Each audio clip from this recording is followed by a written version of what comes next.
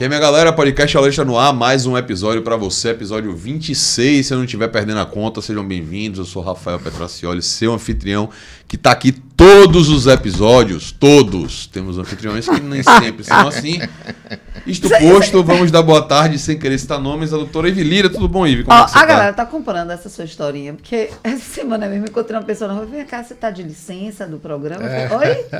Eu falei, você tá ouvindo muito o Rafael Petracioli. Aí você devia ter dito, não, eu sou rebelde, não boto atestado, não, simplesmente não vou. Simplesmente não vou. Tudo Vem bem? cá, você sabe a ordem que vai ser exibido? O quê? Sei, claro que eu sei. Quero ver. Se eu sou o diretor-geral dessa CEO. bodega aqui, o CEO. CEO desse negócio ai, aqui. Se eu não souber, quem é que sabe? CEO é o nome Mica. importante. Mica, verdade. Quem é do quê? Aí tá a pessoa que sabe mais do que eu. O grande Micael sabe mais do que eu, isso é verdade. Galera, brincadeiras à parte, a gente vai falar hoje de uma coisa que eu sei que todos vocês que nos acompanham gostam muito. Ave Maria. Tem gente que não gosta, não. Muito. Por mais desapegado que você seja, eu sei que você gosta de receber um honorário. Eu sei que você gosta de ver aquela publicação assim, ó. Retirar alvará. Advogado, retirar alvará. Bem da vida. Porra, bem olha da que vida. beleza. Quando chega essa intimação, a pessoa chega a dar aquele arrepio. Mas vem cá, no computador. e advogado tem direito quê? a honorários? Porque tem uma galera que acha que não, né? É verdade. Falaremos sobre isso aqui. Muita gente boa que vai nos ouvir. E eu não poderia chamar outra pessoa para falar sobre isso aqui, senão o grande amigo, advogado, o rei dos honorários, Ave Maria. Dr. Marcos Oliveira. Tudo bom, velho? Seja bem-vindo. Ô, meu irmão, tudo bem? Como é que tá, Rafa? Que os anjos da boca mole digam amém. Aliás, chegaram 2 notificações aqui pra mim agora do tribunal. E aí? Tomara que seja alvará, De não alvará, consigo né? ver, tem Dá que pra- olhar. Se for, você vai Já rachar esse pensou, alvará com já a gente. pensou, vou dividir. Porque, ó, Eu vou até olhar não, de medo. Porque a gente A chamou. parte vai pra bancada. Até olhar claro. de medo. Chamou, olha a energia que a gente tá trazendo. Tudo bom com você, nego? Tudo bem, e vocês? Como é que vão? Tudo Tudo na paz. Um prazer enorme mais uma Prazer é vez estar aqui conversando com vocês. Sempre é um prazer, né? Seja aqui, seja em festa de aniversário das pessoas e verdade. tal. Tem gente que ficou mais Tem velhinho. gente que ficou mais velho esses dias. Seja lá na rádio. Seja na rádio, né? Sempre um prazer. Hoje a gente ia brincar aqui, ia fazer até música, mas o músico não veio, porque também é advogado. Ia fazer 2 músicas no podcast, ia ficar diferente. massa. Mas você tinha chamado uma mulher, rapaz. Não. Você esqueceu. Você ligou pra pessoa no dia e tudo mais. Eu liguei para Antônio Vieira, minha professor de Direito Penal. era ele? De talento. Não Tony, um sabia, abraço, né? viu, irmão? Moral. Eu liguei para ele, ele me disse, não, é porque era no dia que a gente conversou, não era hoje. Não era eu hoje. nem falei com ele. Como ele tá me respondendo umas coisas aqui no WhatsApp, eu acho que hoje ele podia até ter tempo. Mas na próxima, bora fazer o inverso. A gente põe ele no podcast dele, que é um sujeito muito inteligente, tem muito a falar, e aí eu canto para Pronto. Fechou. Pronto. Pra Vamos mim tá marcado. inverter o lado. Mas tratando do tema aqui, meu amigo, pelo amor de Deus, não podemos repetir que existe quem não gosta de honorário. Né? É bem Se não da gostava, vida. vamos deixar aqui. Eu vou deixar meu Pix aqui no vídeo. Exatamente. se Se quiser você não gosta de renunciar. honorário, você fica à vontade. Eu dou fazer até sessão. nota fiscal, pago o imposto, tudo direitinho, como a gente sempre faz. Né? Não se preocupe, a gente entra em contato com o cliente, conversa com ele, diz a ele tudo que aconteceu, dá cópia do processo, verdade. manda um relatório, né? Presta conta, dá a nota fiscal. Tudo sem tranquilo. problema nenhum. Entendeu? Depois a gente até, para pessoa que pode não gostar de honorário, mas pode gostar de se divertir, paga um vinho, alguma Sim. coisa assim, né? A parte lúdica Enfim, deles. Eu queria só fazer uma menção Faça. muitíssimo honrosa hoje aqui. Hoje eu vou abrir uma exceção, vou dizer para vocês que dia é hoje. Vocês vão ver esse podcast no dia 24, quinta-feira. Hoje é dia 22, terça. E hoje, não vou dizer seria, porque é o aniversário de um grande amigo de todos nós que estamos nessa bancada, mas que infelizmente nos deixou precocemente, que é nosso querido amigo Jorge Lima. É verdade. Eu vi Maria. hoje no Aniversário Facebook. hoje. É. E como é um cara que mora no coração de todo mundo aqui, eu não poderia deixar de mencionar. Viu? Então, Jorge, aquele abraço pra você. Jorgeão, onde quer que lá você onde você esteja tiver, nos irmão. olhando.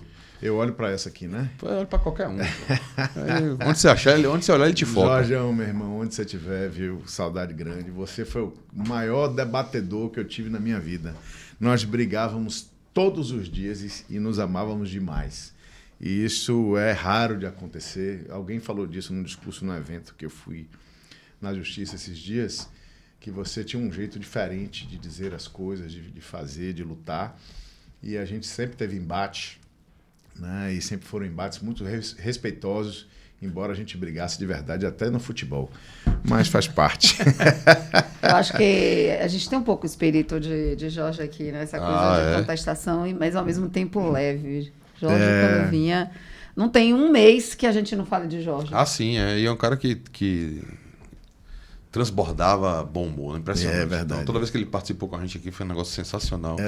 Era um bom humor, era um humor diferente. É. Né? O jeito dele contar piada, às vezes Como ofendia, tinha gente que se ofendia muito. Que ele dizia que ele era seu Lunga, né? Seu Lunga. Seu Lunga, exatamente. Boa lembrança aí. Ele mesmo dizia, eu sou é curioso, ele dizia verdades inconvenientes de uma maneira conveniente. Pô, fui poético agora, que bonito. Mas é essa a realidade, assim. Já me disse muitas, né? Claro que não é porque o sujeito se foi que deixa de ter defeitos, nós todos temos, etc. E tal, mas os defeitos, depois disso, passam a não interessar. Claro. Né? Quando a gente é amigo também, os defeitos são poucos para nós, né? Porque a gente enxerga a pessoa de uma maneira sempre positiva. Ou seja, então se você jogava baba com ele, era o mesmo baba de João Glicério. É possível. Não, o futebol eu não jogava não. O futebol era um time de futebol, Bahia e Vitória. Eu sempre joguei bola muito mal. Mas o que eu jogava com ele era dominó. Aí dominó sim, que eu já domino mais um pouco. É uma arte, mas você sabe, Ive sabe desse assunto. Né? E aí domino mais um pouco. Dominó. Eu também sou bom no dominó. E ele se chateava bastante quando perdia. E, enfim, eu dou razão a ele que ele perdia quase sempre. Jorge, meu amigo, você tá no coração de todos, viu? Jorge, abraço, irmão. Bom, vamos falar então de Honorário Oliveira. Eu acho que a gente podia começar... Não estranho ficar chamando ele de Oliveira não, ao invés de Marcos, porque desde que eu conheci por Oliveira. Então, minha esposa foi estagiária de Oliveira. Mentira. É verdade, Marcela foi minha estagiária. E era muito boa. Viu? E aí, então, eu já conheci como Doutor Oliveira, então ficou Oliveira. Mas Marcela está confirmada também, né? Vai vir aqui no podcast. Merece. Eu convidei. Merece. Eu convidei porque ele disse que ele não tinha moral para ter se a agenda dela. Se eu convidasse, ela não vinha, não. Marcela é uma história de sucesso, rapaz. Se eu fosse convidar, ela não vinha, não. Se eu não estou puxando o seu saco, estou falando a verdade aqui, aliás, porque eu já lhe disse isso várias vezes. Quando Marcela foi minha estagiária, acho que eu estava começando, assim, como sociedade. Acho que foi 2001, algo assim. Rafa era o gerente da caixa da gente, né? Com ele eu tinha vários problemas. Verdade. Né? Vários. E muito problema. Muito problema. Numa época que criar problema na caixa era problema grande, porque ainda existia cheque. Imagina. Eu recebia cheque de depósito recursal no dia do prazo. Tinha que pedir a ele, por favor, pague o cheque para eu poder pagar. Era um problema. Era um problema grave, gravíssimo. E Marcela não ajudava em nada, porque ele não deixa. Né? Era estagiária do escritório, não adiantava nada ela ser mulher dele. Né? Então... Assim como não adianta nada. Chama coisa na energia, ela não troca. Verdade. E aí, ao contrário, né? Até piora. Até piora. Aí ela foi uma excelente estagiária, excelente. Eu me lembro que eu só briguei com Marcela uma vez. E foi um trauma muito grande para nós dois. Porque ela disse assim, olha, você briga com todo mundo, né? Você dá esporro em todo mundo, até necessário na maioria das vezes, mas dessa vez eu não errei. Aliás, eu nunca errei, mas dessa vez eu não errei. Aí eu tive que apurar quem foi que errou e de fato não era ela. Eu tive que pedir desculpas, etc e tal, mas... O esporro já estava dado. O esporro já estava dado. Mas agora enfim, hoje no programa você deu um esporro em Marcos Oliveira, só de... fale você de tem que dar o coisa troco. Desagradável, mas enfim, sempre foi uma relação muito, muito bacana, muito legal. Gosto muito dela, ela sabe disso. Ela estará aqui em breve nesta bancada. Sabe Deus o que será. Semana que vem. Calma, agenda. Se ela contar a história da vida dela, claro, não precisa pode me excluir, que essa parte foi inicial. Mas a partir do momento que ela começou a desenvolver a profissão dela e como ela trabalha, que é completamente diferente de como a gente trabalha, né? O jeito que ela trabalha é completamente outro. É uma história boa de ser contada, porque a gente vê isso de fora. Né? A gente tem escritório, lida com pessoas que são internos de empresas grandes ou até bem pequenas e não consegue imaginar como é o dia a dia dessa pessoa, a responsabilidade que ela tem. Né? Geralmente a gente reclama, pô, essa pessoa está transferindo a responsabilidade para mim, não está me ajudando, ou está pedindo relatório sexta-feira às 10 da noite, mas deve ter uma razão, deve ter não, há uma razão muito forte dentro do trabalho dela, da responsabilidade dela, que ela devia contar aqui para a advocacia saber. Né? Que seria legal, né? Para o judiciário saber como é que se lida com o processo, como é essa questão do risco processual, como é que se lida com isso numa empresa grande como ela trabalha, seria bem legal de ouvir. estará aqui em breve. Se conseguirmos uma agenda. Eu vou conseguir. O que não é fácil. Eu vou ter mais moral, eu vou Em vez de fazer no estúdio, para fazer em casa. Você está trabalhando lá de casa. Aí vai dar Faz certo. em casa. Não pode ser na cama. Faz na mesa de jantar, por favor. É verdade. Não, aí também... Velhão, eu queria começar mais conceitual. Vamos lá. Pra gente poder, até o pessoal da Jovem Advocacia, que assiste bastante a gente também, conhecer, porque muitas vezes é jogado no mercado, estudou alguma coisa de honorário para fazer a prova do OAB, porque está lá no código de ética e tal e coisa, mas chega verde. Sim. Né? Honorário parece a coisa mais fácil. O cliente chega na sua mesa e fala assim, não, então eu cobro X e isso é honorário. Não é bem assim que a banda toca, você tem uma série de regulamentações. Sim. Você hoje faz parte da comissão de honorários advocatícios da OAB da Bahia.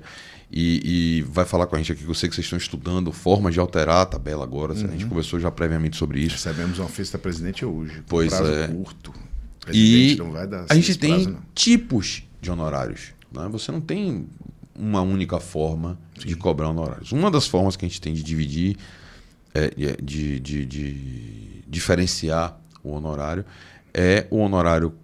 A primeira não é a única, né? A primeira diferenciação que eu queria que você fizesse para a gente é o honorário contratual e o honorário sucumbencial. São duas formas distintas que o advogado tem de receber. Eu queria que você explicasse para a galera que está assistindo. Tá. O honorário contratual é o honorário convencional. É o honorário de verdade. Né? É aquele que você senta com o cliente e vai acertar com ele como você vai ser remunerado pelo trabalho que você vai fazer. Tá. Geralmente o trabalho que você vai fazer. Né? E o honorário sucumbencial é aquele que você tem um processo judicial, lá tem um autor e réu, quem perdeu, o vencido, paga ao advogado de quem venceu. Certo? Sim. Esse foi um grande dilema na minha vida. Eu tenho, 27 anos de profissão. E eu nunca consegui fazer uma pessoa que não era da área jurídica entender o que era honorário de sucumbência. Mas porque é uma ideia muito própria, né?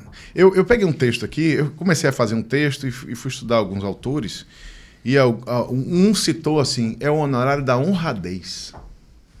Eu fiquei curioso, que coisa curiosa. Honradez de quem? De quem perdeu? Sabe a sensação, você falando aí, quando você fala em honradez, fica parecendo como se os honorários de sucumbência, eu acho que vai ser o mais próximo que eu vou conseguir chegar da análise. Sim. É uma perda de danos. Era encarado, Ive, antes do Código de 2015, você tem toda a razão no que você está falando, era encarado como despesa processual. Processual, exatamente. Né? O Código de 2015 é que mudou essa natureza, deu um caráter alimentar. Isso foi ótimo para nós, porque já era. Né? Os tribunais assim reconheciam, sim. O STJ tinha uma súmula sobre esse assunto. E o CPC foi lá, o Estatuto da Ordem também falava disso. E aí o CPC modificou e deu essa natureza. E era esta a razão principal. Né? Porque se era despesa processual, tinha-se aí uma dúvida se esse valor pertencia ao advogado ou se pertencia à parte. Sim. Ok? Porque, por exemplo, ele era comparado às custas processuais. Então, se você adiantou custas no início do processo, quando você vai executar, você também executa as custas, ou seja, você executa as despesas. E junto delas estava lá, caracterizado como despesa processual, os honorários de sucumbência. E essa é a grande questão. Toda vez que um cliente via aquilo, né, ele dizia, peraí, esse dinheiro não vai abater do que eu já lhe paguei? Ou não vai abater do que você vai receber? Até porque dinheiro na mão dos outros. Mas veja, o pior é assim, né? o cliente, quando ganhava lá, falava, peraí, você vai ganhar de mim do outro? Não, e quando perdia, falava, peraí, eu tô pagando a você e pro outro? Eu tenho um caso emblemático, eu espero que a mãe do meu amigo nunca se lembre, não se lembre, por favor. Que foi a senhora que me disse isso. Mas era uma ação de obrigação de fazer. Joia? E eu tinha pedido danos morais, que eu nem esperava que ia acontecer. Era uma ação contra... Eu não vou falar o nome da empresa, não sei. Melhor. Mas era uma ação contra uma construtora que precisava, que ela queria a escritura do imóvel. A escritura não estava sendo dada, entrei com ação de adjudicação compulsória, é o nome. E dentre as obrigações estava a obrigação de passar a escritura ou o juiz substituir essa obrigação, fazendo ele, juiz, numa ordem judicial. Explicando de maneira bem popularesca. E aí você meteu um dano moral ali para... Pedi. Quem sabe? Quem sabe, né? Pedi. O juiz deu R$2.000. Beleza? Mas o imóvel era de 1 milhão. Hoje seria 1 milhão, mas digamos que era um imóvel de 300 mil na época, porque eu estou falando de muito tempo atrás. E o que aconteceu? Os honorários de sucumbência foi sobre o valor da causa.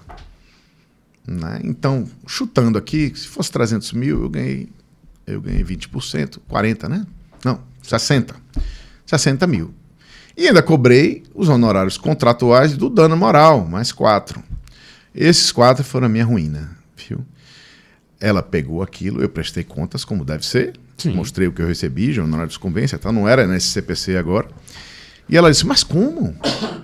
Você vai ganhar mais do que eu? Como é que um advogado ganha mais do que o cliente?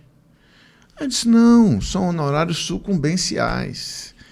E ela disse, eu não sei nem o que é isso. O que eu sei é que, resultado, ficou anos sem falar comigo. Até entender, depois de muitas explicações ao filho, meu amigo, que eram honorários sucumbenciais. E ainda assim tive dificuldade, viu? Ele foi estudar direito e aí começou a entender melhor. Mas foi complicado. Mas é porque uma ideia... o honorário de sucumbência e a imposição, não a despesa processual em si, as custas em si, mas a imposição de que as custas sejam pagas pelo vencido, são duas situações para penalizar aquele que forçou-se a que a engrenagem do judiciário funcione. Eu sempre cheguei dessa maneira. Isso, olha, claro. Existe um problema. Eu tenho razão. Chama de pretensão resistida. Isso. O que resistiu à pretensão. Eu tenho o direito do meu lado. Sim. Você me fez buscar o judiciário, arque com os custos disso. Inclusive os custos do meu advogado. Claro. Eu nem queria. É isso. Eu sempre pensei a sucumbência dessa Passe uma faca no que você acabou de falar, porque aí é que está o problema. Você acabou de dizer, inclusive com os custos do meu advogado. Aí é que morava a dúvida. Aliás, sempre mora até hoje. Né? A fala de Rafa é emblemática nesse particular. Isso. É onde o cliente se reta, né? É aí que ele diz, bom, se está pagando os custos do meu advogado, que eu fui forçado a ir à justiça contra você, os custos do meu advogado têm que ser abatidos dos custos que eu já paguei, porque invariavelmente o sujeito tem honorários contratuais. Às vezes ele paga um valor inicial e às vezes e um valor do resultado final. Né? Aliás, isso é mais do que comum. Né? Então aí o sujeito diz, não, mas eu já lhe paguei tanto, você vai receber tanto agora contratual, e esse valor não vai ser abatido? Né? E não é lógica. Aí o CPC veio espancar essa dúvida, dizendo, opa, esse direito não é mais da parte. Aliás, nunca foi. Mas não é. Vamos agora dar certeza a isso. Esse direito é do advogado que litigou, e aí ele cita eu até peguei o artigo aqui, a gente pode fazer parágrafo do 85, que é legal, mas disse algumas premissas aqui que até me incomodam, né? Porque o juiz avalia o grau de zelo do profissional, o lugar da prestação de serviço, a natureza e a importância da causa, o trabalho realizado pelo advogado e o tempo exigido. Quem avalia isso é o juiz. Não, veja. Não sabe do meu dia a dia, não. Eu vi recentemente num programa lá na rádio, acho que você não estava, acho que foi a última vez que o DJ esteve lá com a gente. E a gente estava falando sobre gênese normativa, né? Como é que as normas surgem. Inclusive, ele contou uma história interessante. Você não estava nesse programa? Não estava. Mais um que ela não estava. Você já vê como a minha ausência incomoda ele, né? Eu tenho que fazer o papel conciliador, rapaz. Sorte que os dois são meus amigos. Aí é ótimo que eu consigo fazer isso com tranquilidade. A primeira história que ele contou foi sobre a questão da citação por hora certa. Ok. Que ele estava lá no grupo de estudos do novo CPC, todo mundo sabe, Fred DJ foi um dos maiores colaboradores do Código de Processo Civil 2015. Sim.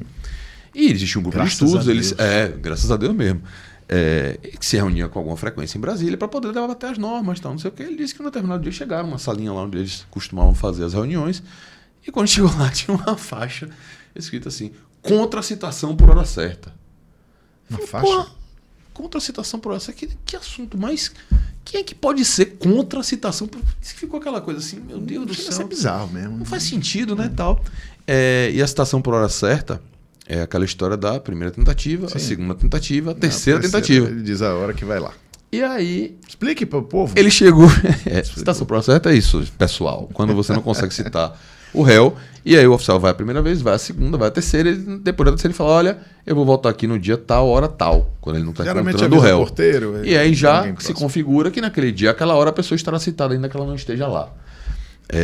Porque foi avisada que ele... Exatamente. E aí, as pessoas que estavam perto da faixa, chegava perto do cara e falou, vem cá, e por que essa faixa, tal, não sei o quê? Porque no CPC antigo eram 3 tentativas. Sim. Né?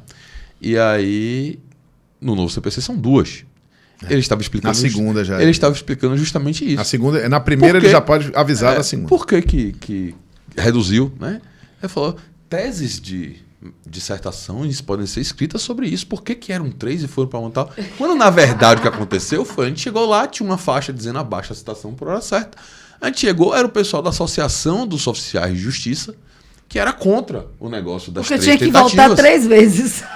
E aí o cara falou, não dá, 3 vezes não dá. E que o pessoal chegou e falou, DJ, você que vai ser o responsável por resolver esse negócio aí. Aí ficaram 2 por causa disso? Aí ele disse que a gênese normativa... Eu não ouvi esse negócio, tá onde? Pois é, ele falou na rádio.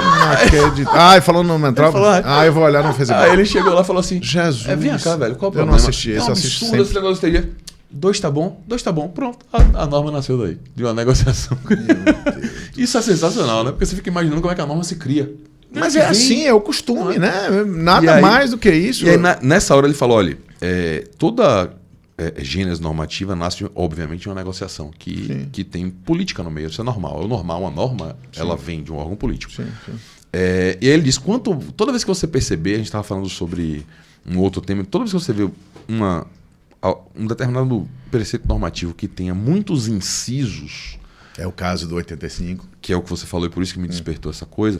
Quanto mais incisos você vê ali... Não, tem 20 parágrafos e vários incisos. Mais foi necessário negociação para que essa norma se aprovasse. Sim. Então, quando você coloca lá uma série de requisitos, é porque tinha muita gente opinando e forçando para aquilo acontecer. Então, o cara fala, não, eu quero que analise então o zelo do profissional. O profissional é mais zeloso, então ele tem que... não, eu quero que... E aí você vai ter uma... Não estou dizendo que foi isso exatamente, não, né? mas deve ser a sua... Mas você vai encaixando. Não, eu acho que aqui, Rafa, nesse caso aqui, eu voltei até aqui para o parágrafo 2º, de 85, que são esses incisos, né? Eu acho que foi um juiz que disse assim, eu não vou ficar engessado entre 10% e 20%. Né? Eu preciso estabelecer alguma condição para saber se é 10, para saber se é 20. Sim. Né? Eu vou avaliar isso como? É amizade? Não, porque eu estou imaginando aqui também, Sim. tá? Será que a minha amizade com um advogado vai fazer com que eu dê 20? Então vamos estabelecer critérios objetivos. Que de objetivo não tem absolutamente nada. Absolutamente nada. Né? A objetividade só vai estar na cara de quem lê, né? Porque, assim, quem vai dizer se eu fui zeloso ou não? Quer dizer, se eu não perdi um prazo, se eu escrevi o meu negócio direitinho, se eu ganhei, eu já fui zeloso. Né? Se eu não cometi nenhum erro grave, etc e tal. Sim. E se ele pode dizer ou não, você não foi tão zeloso assim para mim, não, porque eu acho que as suas peças processuais tinham muitas páginas. Ainda assim, Oliveira, são conceitos que não são transformáveis em número. Também. E o honorário vai ser um número. Também. Como é que você vai chegar e dizer, não, o cara é zeloso ao ponto de que eu acho que o zelo vale mais 1%. Eu acho que o não sei o que vale mais 0,78%. E aí ele vai colocando ali até chegar... Podia ter um congresso, isso que você acabou de dizer, podia gerar um congresso da magistratura com a advocacia para que pudesse explicar os 4 incisos, né? E o peso dado a cada um. O peso de cada um, como avaliar, porque a gente podia criar várias regras de avaliação, por exemplo, do zelo. Aqui tem o lugar da prestação de serviço. Então, a gente, se faz muito calor, né? Juazeiro, faz um calor retado, me perdoem os colegas lá, viu, gente? Eu adoro Juazeiro. É verdade. Mas quando eu chego lá de paletó, eu sofro um bocado. Né? Em Juazeiro, em Belém, que faz muito calor, vamos pagar mais honorário, porque o cara usa terno, né? Mas se o advogado hoje, a gente não quiser de terno, se for só de gravata, não tem problema. Esse deve 1% a menos, porque sofreu menos. Eu vejo cá comigo, Oliveira, nesse ponto aí é o seguinte. A gente viu isso na faculdade, sabe onde? Direito penal, salvo engano, direito penal 3. Dosimetria da pena. Sim. Quando a gente olha ali aquela pena de tanto a tanto, você que é estudante quando tem o primeiro contato, fala assim, e aí? Para chegar nesse tanto, como é que é? E aí você vê toda uma técnica para você chegar àquele cálculo de pena. Né? Boa fala, Rafa. Parece que isso está aí para que fosse feito nisso mesmo, a mesma ciência, digamos assim, que há lá. Mas, meu amigo, aparentemente não aconteceu. Nós estamos falando de 1000 anos. Né? Esse estudo no direito penal de dosar, já sei lá, 1000, acho que é mais de 1000. Mas parece que não há um esforço. Mais de 1000. Aqui não, né? E trazendo isso para uma questão contratualista, a gente tem uma relação dos advogados com uma obrigação de meio. Sim, e não de claro, resultado. Então, claro, assim, claro. você analisar zelo, quando você analisar... Até porque se é de sucumbência, teoricamente, você já alcançou Já foi um zeloso. resultado positivo. Pois Já haveria presunção Óbvio. de você ultrapassar Perfeito. qualquer bom serviço prestado. Sim. Concorda? Sim, Eu sucesso. recebi uma sentença legal esses dias, dizia o seguinte, foi revelia. E aí ele deu sucumbência de 10, a mínima, né? Dizendo que, embora tenha apresentado peças processuais com zelo, etc e tal, embora o trabalho tenha sido com zelo, foi menor do que o trabalho natural de um outro advogado, porque foi revelia. Por quê? Porque eu não fiz uma réplica? Talvez. Porque o sujeito ainda pode recorrer, né? Sim, claro. Não tem problema nenhum. Ele pode. E nesse caso, veio aos autos e participou da instrução. Que também pode. Não significa que é a Revel que perdeu tudo, não. Ele ainda fez prova oral. Né? E aí? Por que foi menos zeloso? Porque o outro não foi zeloso, eu não mereço? Você entende? Então é realmente um dificultador. extremamente. E aí, qual é o grande problema? Nós temos aí um preconceito contra o advogado na sociedade, que não é de agora.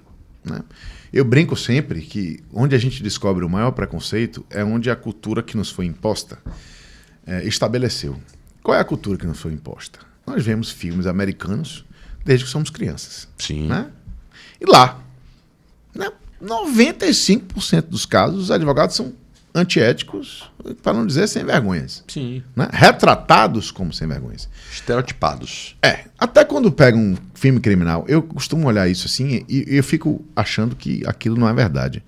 Né? Os júris americanos são júris muito espalhafatosos, etc e tal. Eu acho que aquilo não acontece daquele jeito, não. Eu nunca fui lá ver. No caso outro só, né? Mas eu acredito que não. Né? E aí se pega um bastidor do advogado com o cliente. Primeiro que duvido muito, o cara tem que inventar aquilo, né? Quem escreveu o filme. Somente se ele não for da área jurídica, não for advogado que já tenha feito aquilo. Então, ou já tenha vivido aquele bastidor com o cliente. Então parece, o cliente diz a você assim, eu vi poucos filmes que eram diferentes disso. Como se o cara dissesse assim, não, doutor, eu sou culpado, eu matei a minha mulher.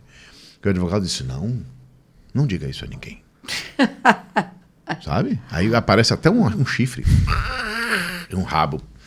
Não diga isso Você a não ninguém. matou. Estão dizendo que você matou. Preste atenção direito, que se você olhar direitinho, ou você não matou, ou você teve motivos para tal. Né? Aí o sujeito comum, e isso acontece muito comigo, deve acontecer com vocês, né? Esses grupos de WhatsApp da vida. O cara disse, outro dia um amigo, aliás, não lembro, tomara que ele não lembre, também não assista, que ele não é da área jurídica, mas ele pediu pro filho me fazer uma pergunta. Correto. Eu vou dizer. Você conhece essa pessoa, seu amigo também. E meu filho vai fazer uma pergunta para você, mandou um áudio. Aí o filho dele disse, meu tio, me diga uma coisa, como é que um advogado diz que o sujeito é inocente quando ele é culpado? Como é que eu vou explicar isso? É mole. Como é que eu vou explicar? Não, a minha primeira resposta, filho, não tem explicação. A minha primeira pergunta, esse tipo de... Não tem explicação. Rapaz, não é da minha área, não. Essa é uma padrão, pronta. padrão. Mas parem para pensar como a gente é incompreendido. Sim. Porque as pessoas entendem que existe uma verdade só. Joia? Se existisse uma verdade só, para que judiciário? Para que tudo isso que a gente vive? Para que tanta gente trabalhando? E a gente nunca foi tão inquirido do posicionamento do advogado e do judiciário como no momento político delicado que a gente está. As pessoas, qualquer mesa que eu sentasse, eu me sentia com uma espada no pescoço para que eu me posicionasse e que eu dissesse naquela situação o que é que estava acontecendo e quais as normas foram fragilizadas e violadas. É uma coisa de louco. Não, e acham que a gente pega todos os processos que existem no mundo, das áreas que não estão afeitas ao nosso trabalho do dia a dia, como processo penal, que não é o meu caso, e que eu tenho que ler o processo inteiro, né, e dar uma opinião sobre esse assunto. Eu não sei, não sei, tá? Não sei. O que eu sei Só falar não sei é libertador. Já falo direto. Mas aí tem um outro problema, né? Porque eu acho que você é burro. Ainda tem mais isso. Eu tô na fase que eu já não tô preocupado. Nessa discussão eu já falo. Pois é. É que você já tá com Agora tem sombra. outro ponto do estereótipo que você tá falando, que foi construído. Sim. Tem a ver exatamente com o que a gente tá falando aqui, que é a questão do honorário. Sim, eu ia chegar lá. Era aí que eu ia chegar. O advogado, ele não é apenas um diabinho no ombro do cliente que faz. Além disso, ele é um mercenário. Exatamente. Era aí que eu ia chegar. Além dele ser do mal, dele ser do inferno, Ele quer tirar dinheiro mesmo. ele ainda quer ganhar dinheiro com isso. A história que você Aí contou no tenha início paciência. é um estereótipo disso. Pois é. E sabe, Como você pode ganhar dinheiro Mais do que às eu. minhas custas? Não, É, não mas é nem minhas mais, custas. as minhas custas. E não é nem ele que tá pagando, era nem ela que tava pagando. Não, Não olha, era eu tô ela, passando não, por um é. problema e você não tá ganhando dinheiro nas minhas custas. Pois é. Ainda me cobrar dos meus danos morais que eu sofri. É de danos lascar. morais absurdos. Não é? Esse ponto, primeiro, não estamos hoje, né? Acho que nunca estivemos tão longe disso enquanto verdade. Porque o que a gente vê hoje é a grande maioria da advocacia suando para receber honorários Sim. irrisórios. Sim. Irrisórios. Eu tive um processo na Justiça Federal agora. Na época que ele deu a sucumbência, eu não discuti. Não discuti, o processo era bom. Ganharia mais, verdade. Mas não discuti. Fiquei com raiva, mas não recorri para não atrasar ainda mais. Mas o processo era 300, foi um precatório de 350 mil reais. Sabe quantos foram os honorários de sucumbência? 700 reais.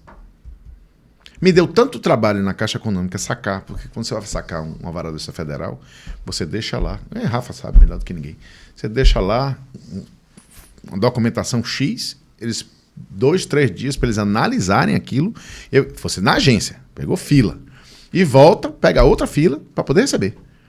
Está liberado no caixa, aí você vai direto no caixa com a mesma documentação que você saiu lá com papel na mão. Um negócio surreal, assim, dos anos 70. Arcaico. Sabe? Arcaico, absurdo. Papel. 700 conto.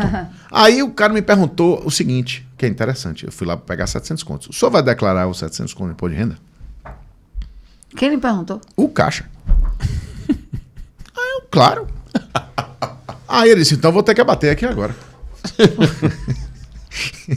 Olha, eu não sabia o que dizer. Com um abatimento, sei lá. Dar risada. Tá, amigo, agora me dê dinheiro. Não, o senhor não quer que deposite? Não, amigão, eu vou pegar esse dinheiro todinho hoje. Todinho e vou gastar. Primeiro eu vou distribuir pro cara lá de fora. Eu vou dar uns 50 conto a ele pra ter parado no meu carro, porque eu tô com raiva. Não porque eu jogo dinheiro fora, não, gente. Pelo amor de Deus. Era a raiva que eu tava sentindo. Né? Mas é surreal, sabe? E aí o que acontece? A culpa é do caixa? Não, claro que não é. A culpa é do desrespeito que existe conosco. E do desinteresse. Na verdade, da visão que a sociedade tem. Que a gente está tirando alguma coisa de alguém. É essa a visão que se tem. Sim, sem dúvida. É verdade. Sabe? Meu pai dizia isso antigamente. Meu pai é advogado há muitos anos, embora seja interno como Marcela há milhões de anos. Mas eu acho que foi ele que me disse, ou algum amigo dele, mas me disse o seguinte, olha, relação advogado-cliente é assim, ó, namoro, casamento, divórcio. Tá? Quando o sujeito te procura com um problema dele, grave, é namoro. Ele te trata muito bem, ele é muito legal com você, ele é muito solícito, você é com ele, etc e tal. Durante o processo, e nós temos várias intercorrências, uma delas é a demora excessiva, né, principalmente na justiça comum, né, o sujeito vira casamento, ele começa a reclamar todos os dias pela manhã. Se ele não reclama para você, ele vai reclamar para a família dele. Aquele advogado, meu processo não faz nada. Não anda, meu processo não anda. E hoje eu vejo muita gente mandar foto de balcão, né? Outro dia um outro amigo nosso, Jamil de Rafa, botou uma foto até engraçada. Estou aqui, passei a tarde no fórum, fazendo o que o advogado faz, pedir. Como se fosse uma coisa positiva. Isso é extremamente negativo. Claro. Não tenho que ir lá pedir nada a ninguém, meu Deus do céu. Ainda mais porque as pessoas já nem trabalham mais lá. Se você for no fórum hoje, o fórum tá vazio. Ninguém trabalha mais lá dentro. Eu vou ficar pedindo. Mas as pessoas acham que a gente tem que ficar fazendo isso. De preferência de joelho no milho. Você sobe lá, ajoelhado. Pra fazer Não valer sair, seus você não honorários. faz mais nada. Não é nada. Ajoelhe, suba as escadas de joelhos, não pega o elevador, suba a escada toda. Chegue lá, fale com alguém e volte. Aí você pode voltar andando. E aí vira casamento. Reclamação diária, problema, guerra, etc e tal. Na hora De do pagar. dinheiro, aí vira divórcio. Aí o que é meu é E meu. litigioso. E é assim, ó. O que é meu, o que é seu e meu. É assim que funciona.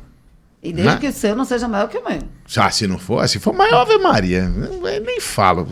Nem vou. Ô, minha tia, desculpe, eu falei de você, mas você não vai lembrar. Mas tem muitos anos. Foi um bom exemplo. Tem muitos anos. Eu já imagino quem seja. Tem muitos anos.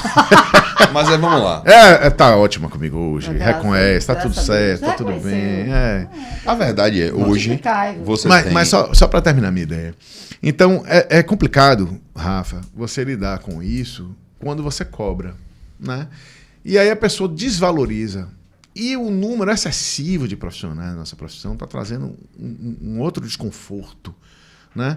E aí é um desconforto que a gente está vivendo lá na comissão de honorários. A gente está fazendo a tabela, mas vamos pensar qual é o resultado de quem não cumpre a tabela que a gente vai criar nova. Né? Criar não, porque ela já existe, mas a gente vai reformular, remodelar. Né? Praticamente nada. Existe procedimento para isso? Com certeza. Com certeza. Procedimento do Tribunal de Ética, etc. E tal, vai ser bem complicado. Né? O que eu posso fazer, gente, é aconselhar vocês. Entrem no site da OAB, sigam ali a tabela, no que puder. Né? Tá mais próximo possível da realidade que os profissionais do direito, as pessoas que estão na comissão, que estiveram antes de nós, né? A direção da ordem antes de nós, porque aquilo ali é o mínimo, a tabela de honorários mínimo. Né? Então, se você quer sobreviver nessa profissão decentemente, é o mínimo que você pode fazer. Não é chegar aqui, como o cliente veio outro dia, me pedindo para fazer uma execução no risco de um devedor insolvente, eu sabia que eu não ia receber, e sem pagar nada na frente. Eu digo, olha, eu até faço. Vou ter esse custo por você, mas você vai ter que me antecipar pelo menos os custos que eu vou ter durante os anos que eu vou brigar. Pode ser que eu consiga alguma coisa desse sujeito aí, que é insolvente, mas pode ser que ele tenha patrimônio como pessoa física, etc e tal. Ou a gente faça a despersonalização inversa, ele tenha outra empresa. Talvez a gente consiga. Mas eu vou te cobrar 20, né? Se for apelação, a gente vai acrescer mais 5. E você vai pagar X. O sujeito diz, não, João da Silva me cobrou 5%. Então vou para João da Silva. Por favor, vá. Você entende? Porque outra coisa que as pessoas precisam entender, a gente tem custos para trabalhar. Marcos, desculpa, ele interrompeu. Não, você não interrompeu, não. O exemplo que você deu agora, ele primeiro sintetiza exatamente essa questão conceitual dos honorários, né? Que era um outro ponto que a gente ia acabar abordando, mas já ficou aqui mais do que claro, que é você ter, no honorário contratual, você tem um honorário que ele pode ser precificado de maneira exata e você tem um honorário que pode ser precificado de acordo com o benefício econômico que o cliente tenha, que a gente chama de cota litis, né? Formalmente, digamos assim, que é o percentual. É honorário de risco. Uma coisa, exatamente, de êxito, o nome que queira se dar, né? Você, a gente pode ter os dois na relação com o cliente, uma coisa não proíbe a outra, uma coisa não vincula a outra. Sim. Temos ampla liberdade dentro dessa... Esse é um assunto que eu queria tratar, da liberdade da contratação. Dessa negociação. Não, você vai já fala sobre isso agora. Porque assim, uma parte da negociação de honorário, eu sempre tive isso como uma...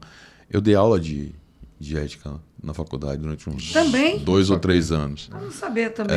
Dei lá na Faculdade Batista. Dei 2 ou 3 anos lá. O pior que eu já fiz foi dar aula de introdução. De ética eu não cheguei a tanto. E...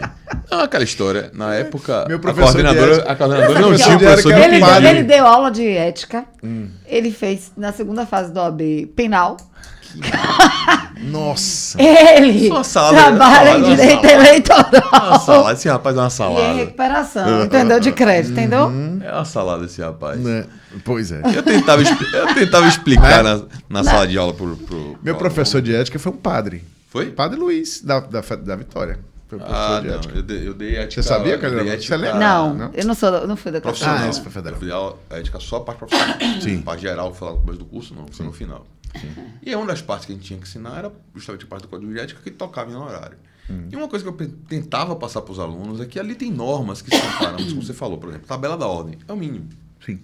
Tipo de honorário, contratual, não sei o quê, cota litis, isso são conceitos, mas o grande pulo do gato dos honorários é o seu feeling, enquanto advogado, do que aquele problema do cliente pode trazer de benefício para o cliente. Claro. E isso se reverter em honorário para você. Porque, e aí eu quero que você fale sobre essa questão da liberdade que você disse que queria falar, porque é nessa hora.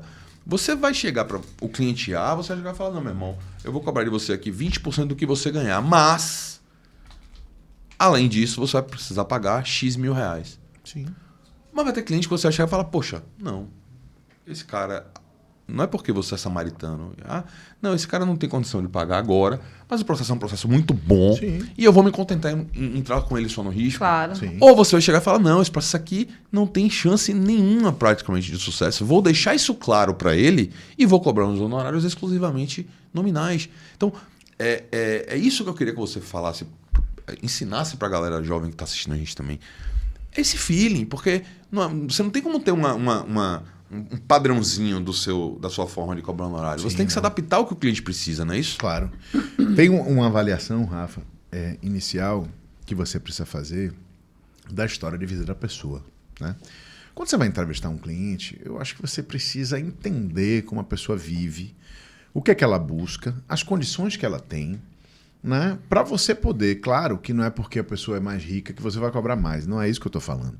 Mas a pessoa mais pobre mesmo, você pode cobrar menos. Sim. E ter um resultado até melhor. Eu vou exemplificar para vocês. Eu peguei um processo há pouco tempo contra o plano de saúde.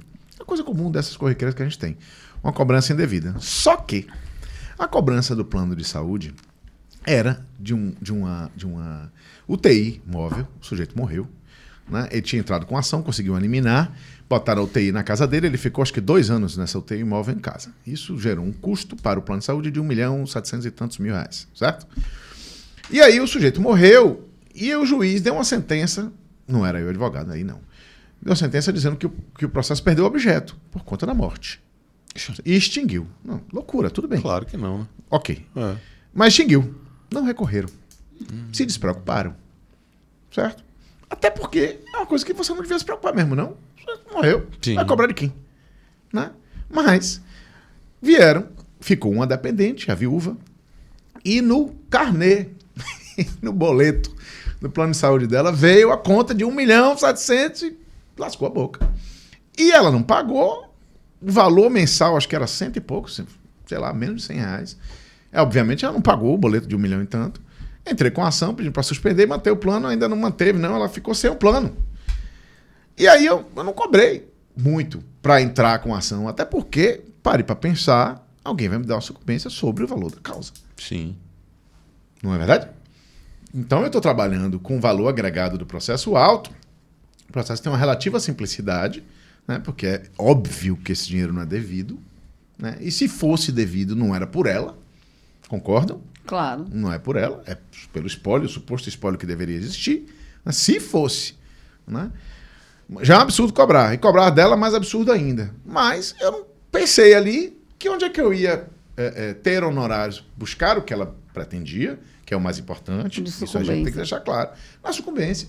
Agora eu estou correndo todos esses riscos aqui. No sujeito achar que meu zelo é pouco, sim, que eu estou em Salvador, que está fazendo frio, sim, que faz tempo que não faz calor, sei lá, ou que eu não tomei chuva, né? Para me dar um honorário menor. Pare para pensar que entre 10% e 20% em 1.700.000 é uma boa grana. Sim. Né? Um bom dinheiro, não é verdade? Então tem que lutar para que ele me dê o máximo, né?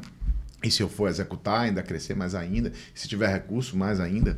Mas pare para pensar que você tem que primeiro entender como é que você vai atingir o seu objetivo, atingir o objetivo do cliente da melhor forma possível. Aliás, eu vi Gamil falar disso, vou falar dele de novo. Gamil disse uma coisa muito bonita sobre a advocacia e disse assim que nosso primeiro pensamento é dar a solução a quem busca, a quem nos busca, né? A quem nos procura com uma solução. Esse é o nosso primeiro pensamento. Buscar aquilo que nós consideramos que a pessoa tem direito. Né? Esse é o principal.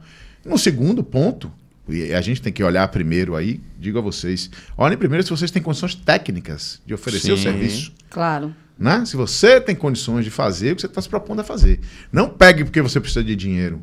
Sim, claro. Né? Mas se você tem condições técnicas de fazer. Entendo. Seu segundo pensamento é, eu vou conseguir. Porque o nome se faz no mercado quando você vence. Claro. Um eterno perdedor, principalmente se tecnicamente for ruim, obviamente vai sair do mercado rapidamente. Né? E o terceiro ponto é, vá conhecer a história do seu cliente para você saber como cobrar honorários. Né? Para ver se cabe você cobrir seus custos iniciais ali com um valor que pode ser abatido do fim, pode não ser abatido do fim, pode ser combinado como honorários iniciais. Essa contratação, Rafa, ia chegar aí, é livre. Dizem que não é. A gente não tem código de defesa do consumidor na nossa relação. Não é uma relação de consumo. Então a gente pode contratar o que a gente quiser. Outro dia me assustei, colegas comemorando, preste atenção, colegas comemorando, que um juiz federal deu decisão em 1.000 e tantos processos de um advogado no interior de Minas Gerais que cobrava 50% de honorários contratuais para ações de pessoas que estavam buscando benefício de aposentadoria rural. Certo? Ele cobrava 50% de 12 prestações. Tem proibição disso? Nenhuma. Nenhuma. Não. Agora, tem proibição do juiz determinar do desconto das pessoas, porque o juiz deu o alvará para a parte e mandou reter os honorários, determinar quais os honorários que ele considera justos e determinar que fosse 20%? Isso é um absurdo. Isso é um absurdo. Há uma discussão a ser feita aí. Primeiro, a única proibição que o Código de Ética traz é que o advogado não tem um proveito econômico maior do que o seu cliente. Minha tia. Considerando... Não. Mas é diferente. O seu exemplo... O proveito econômico dela foi o imóvel, né? Não, exato. Perceba. E foi isso que eu falei para ela. Você ficou com o seu imóvel. A diferença é essa. O proveito econômico não é dinheiro que entra no bolso. Isso. O proveito econômico é o que está envolvido no processo. Claro. Tá? A única vedação é essa. Então, por exemplo, 50% de honorários, você está no limite da igualdade. Então, você não está ganhando a mais. Você está igual. Sim. Então, em termos de código de ética, que a gente não está falando sequer de uma lei federal. Rafa é sabido pra caramba. Eu falei logo desse caso do 50%. Vai no meio a meio e você não tem o que discutir. Agora, outras discussões você pode ter. Porra, será que esse cara não está cobrando demais? Não é da minha conta. Claro, ele tem liberdade de cobrar. Se ele está se aproveitando porque uma daí pessoa suficiência. Não sei. Eu não vou. Agora, posso avaliar. Não sei o custo que o cara teve. Às vezes, olha, considerem isso. E eu já vi isso acontecer. O sujeito pega o carro dele, vai lá não sei aonde, roda 200 quilômetros, traz o cara para audiência. Sim. Você entendeu? Sim. Bota o cara no carro dele, a família, sei lá, 1, 2, 3, 4, 5, não sei quantos do mesmo tempo. Às vezes aluga um ônibus. Entendeu? E o custo disso? Onde é que está?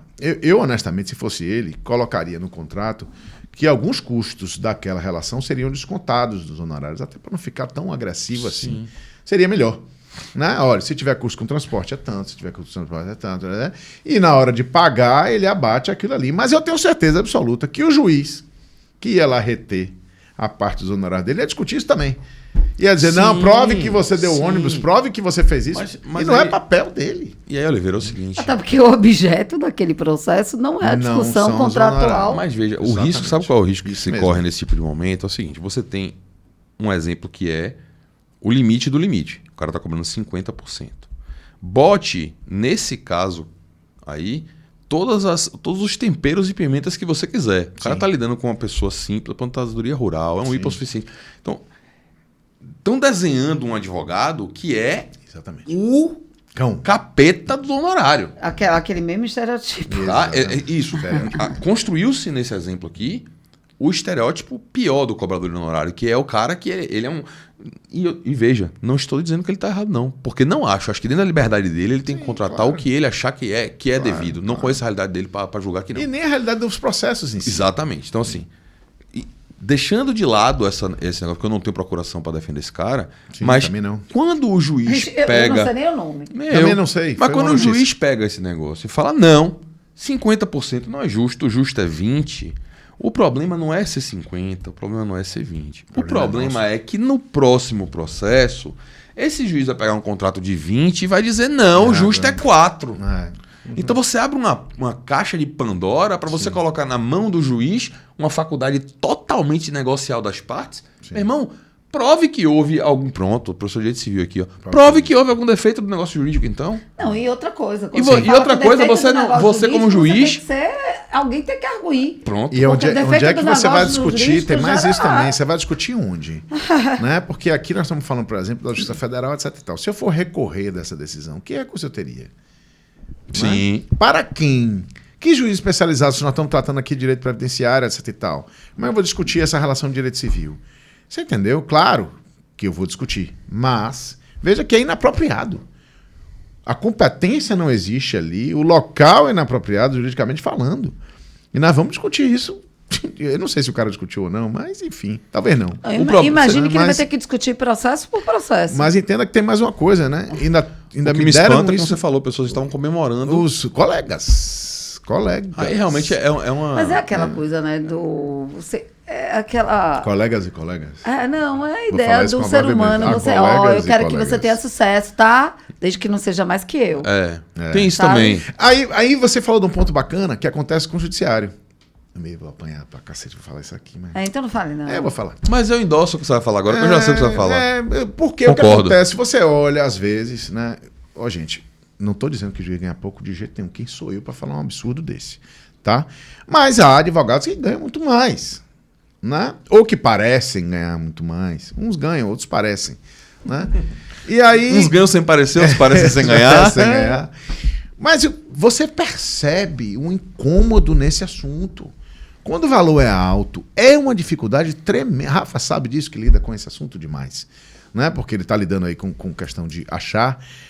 Para pensar, ele lida com valores que estavam perdidos. Geralmente, às vezes, são valores muito altos. E aí você vai lá, entra em competição, simplesinha, só preciso liberar aqui e tal. O juiz fica se amarrando. Tipo assim, quanto esse cara vai ganhar? O que você está fazendo? É uma petição só. E etc e tal. Pensa aí, viu? Eu tenho certeza absoluta. Claro. Absoluta. Claro. Não é que esse cara está fazendo, qual é o trabalho dele, por que ele está ganhando tanto? E esse valor ele vai ganhar quanto?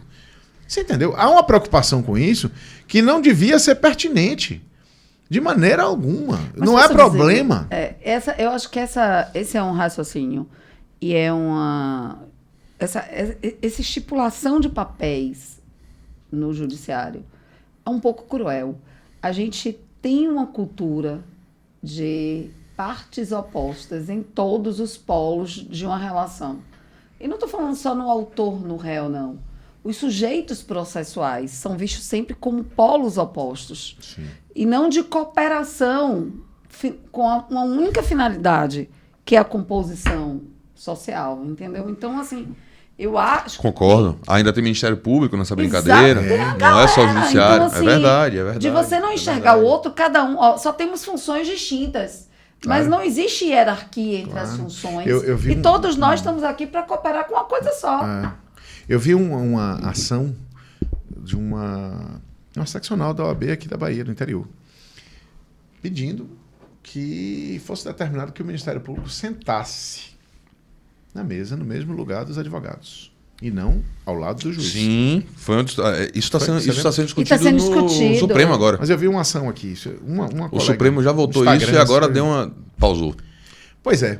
Aí, como é que não vai se sentir? Vamos lá, vamos fazer uma análise simples, né? O juiz está sentado numa posição, geralmente, numa posição diferente da sua. Você está de lado, ele está... Só falando de audiência. Perpendicular a você. Está perpendicular a você. Tudo bem, aí, numa questão de mediação. Mas, geralmente, a gente está mais alto. Não sei se vocês já notaram isso. Sim. Né? Sim. Tribunal, não preciso nem dizer. A gente está lá embaixo, o sujeito está lá em cima. Né? No púlpito, a gente está no púlpito. Mas o púlpito é mais baixo do que a arquibancada. Nós estamos ali no estádio, numa posição clara de inferioridade. Sim. Clara de inferioridade. Né? Eu fui no Rio de Janeiro, você falou de Rio de Janeiro hoje mais cedo, fazendo isso no Rio de Janeiro. Quando eu cheguei no tribunal, agora não é mais assim não, na época era. Não foi Rio de Janeiro não, foi Vitória do Espírito Santo. Quando eu entrei na sala de audiência, tinha uma arquibancada, um vidro, você não podia entrar, audiência pública, viu? Você não podia entrar, você tinha que ficar do lado de fora. Ouvia baixinho o que estava sendo conversado lá, ou seja, nem estudante podia entender direito o que estava ocorrendo, que é outro absurdo. Depois você entrava, o juiz estava 1 metro mais alto do que nós.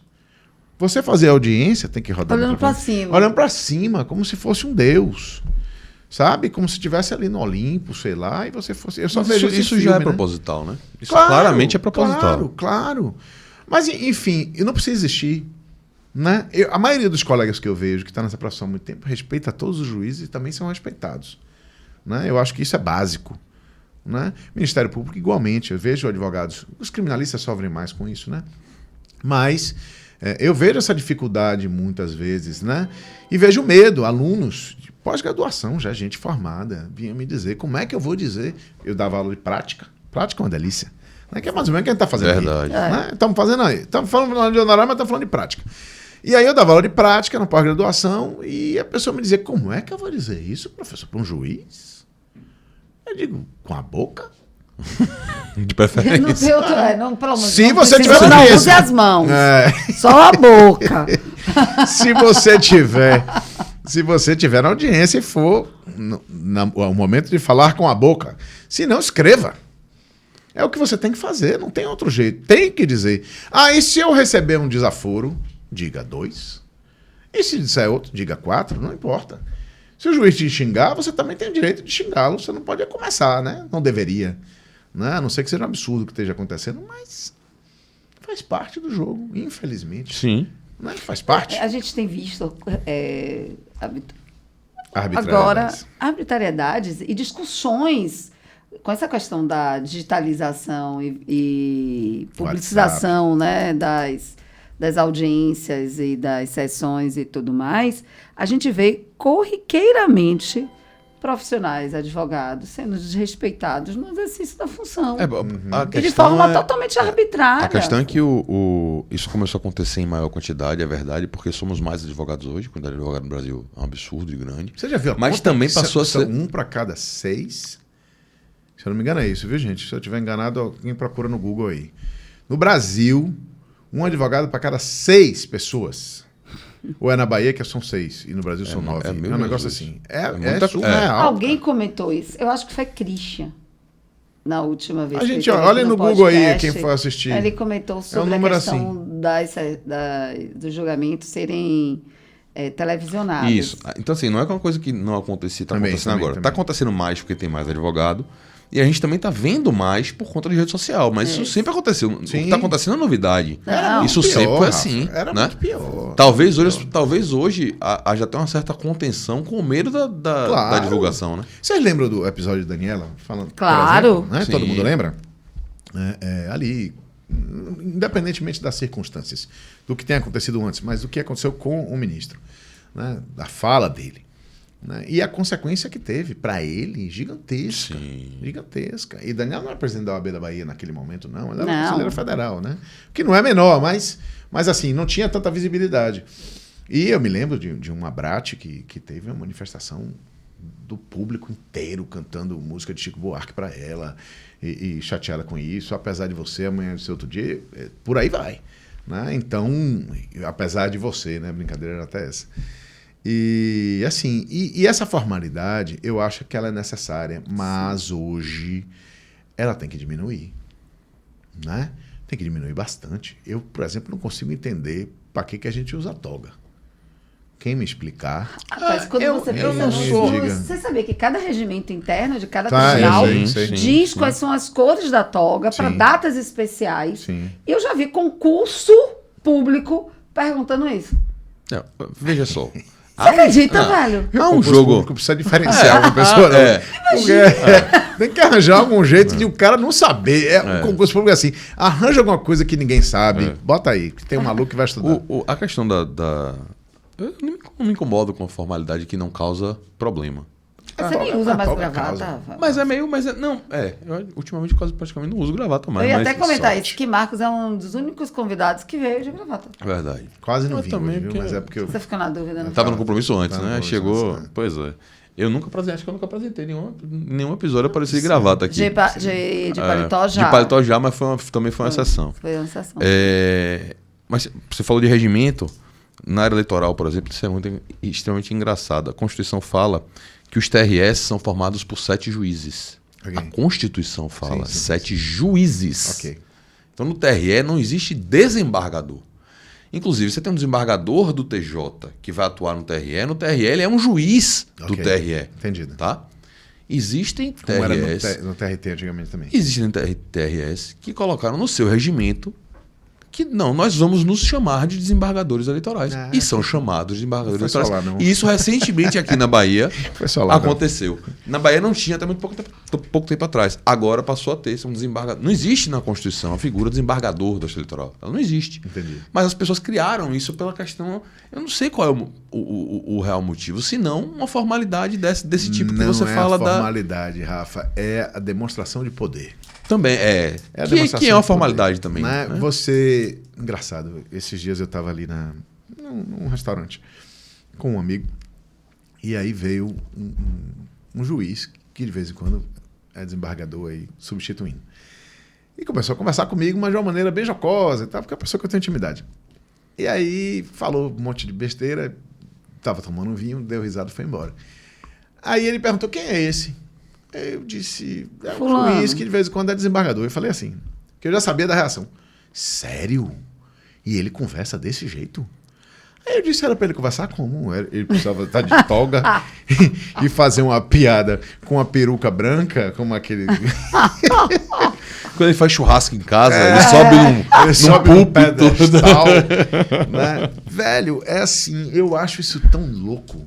Mas Porque as pessoas se sentem diferentes. Não é só juiz, não, gente. Não vamos ser injustos. Não, é político. De jeito não. Claro. É qualquer espécie de poder. E digo mais, até pra gente poder... Rodolfo tem uma descrição disso, chama Síndrome do Pequeno Poder. Acho que ele tem um livro sobre esse assunto, ou uma parte de um livro. Síndrome do Pequeno Poder. É interessante. Né? Ele tem uma tese... Rodolfo, se eu estiver errado, você me diga, viu? Ele se fosse ao vivo, ele já daqui a pouco ele mandava uma mensagem. Quando você pega 4 pessoas têm o mesmo cargo numa empresa, né? Você tira dali daqueles 4, um para ser o chefe dos outros. O cara vai massacrar os outros 3. Ou os outros 4, se tiver algum que vai entrar lá. Porque ele se sente completamente diferente no momento em que ele assumiu uma posição de superioridade. Sim. Né? E isso é motivo de assédio moral no trabalho, de dano moral. É a dança das cadeiras das opressões, né? Exatamente. E aí, toda essa formalidade... Por exemplo, eu vejo prédios da justiça e fico bestificado. Por exemplo, eu fui no Tribunal de Justiça de Recife. Né? Entrei no prédio de 1º grau e tal. Tem um pé direito gigante. Essa ideia de poder, né? Lá, de palácio. Enorme. Imponência. Sabe, com aquelas varandas circulando, um espaço perdido gigante, sabe? E umas salinhas desse tamanho, assim, onde estão as pessoas. Nada prático. O daqui também é um pouco assim, aqui né? Também aqui também é assim, né? Enfim, o próprio prédio do fórum, você olha aquela coisa imponente, né? O sarcófago de Rui Barbosa lá embaixo, toda aquela coisa.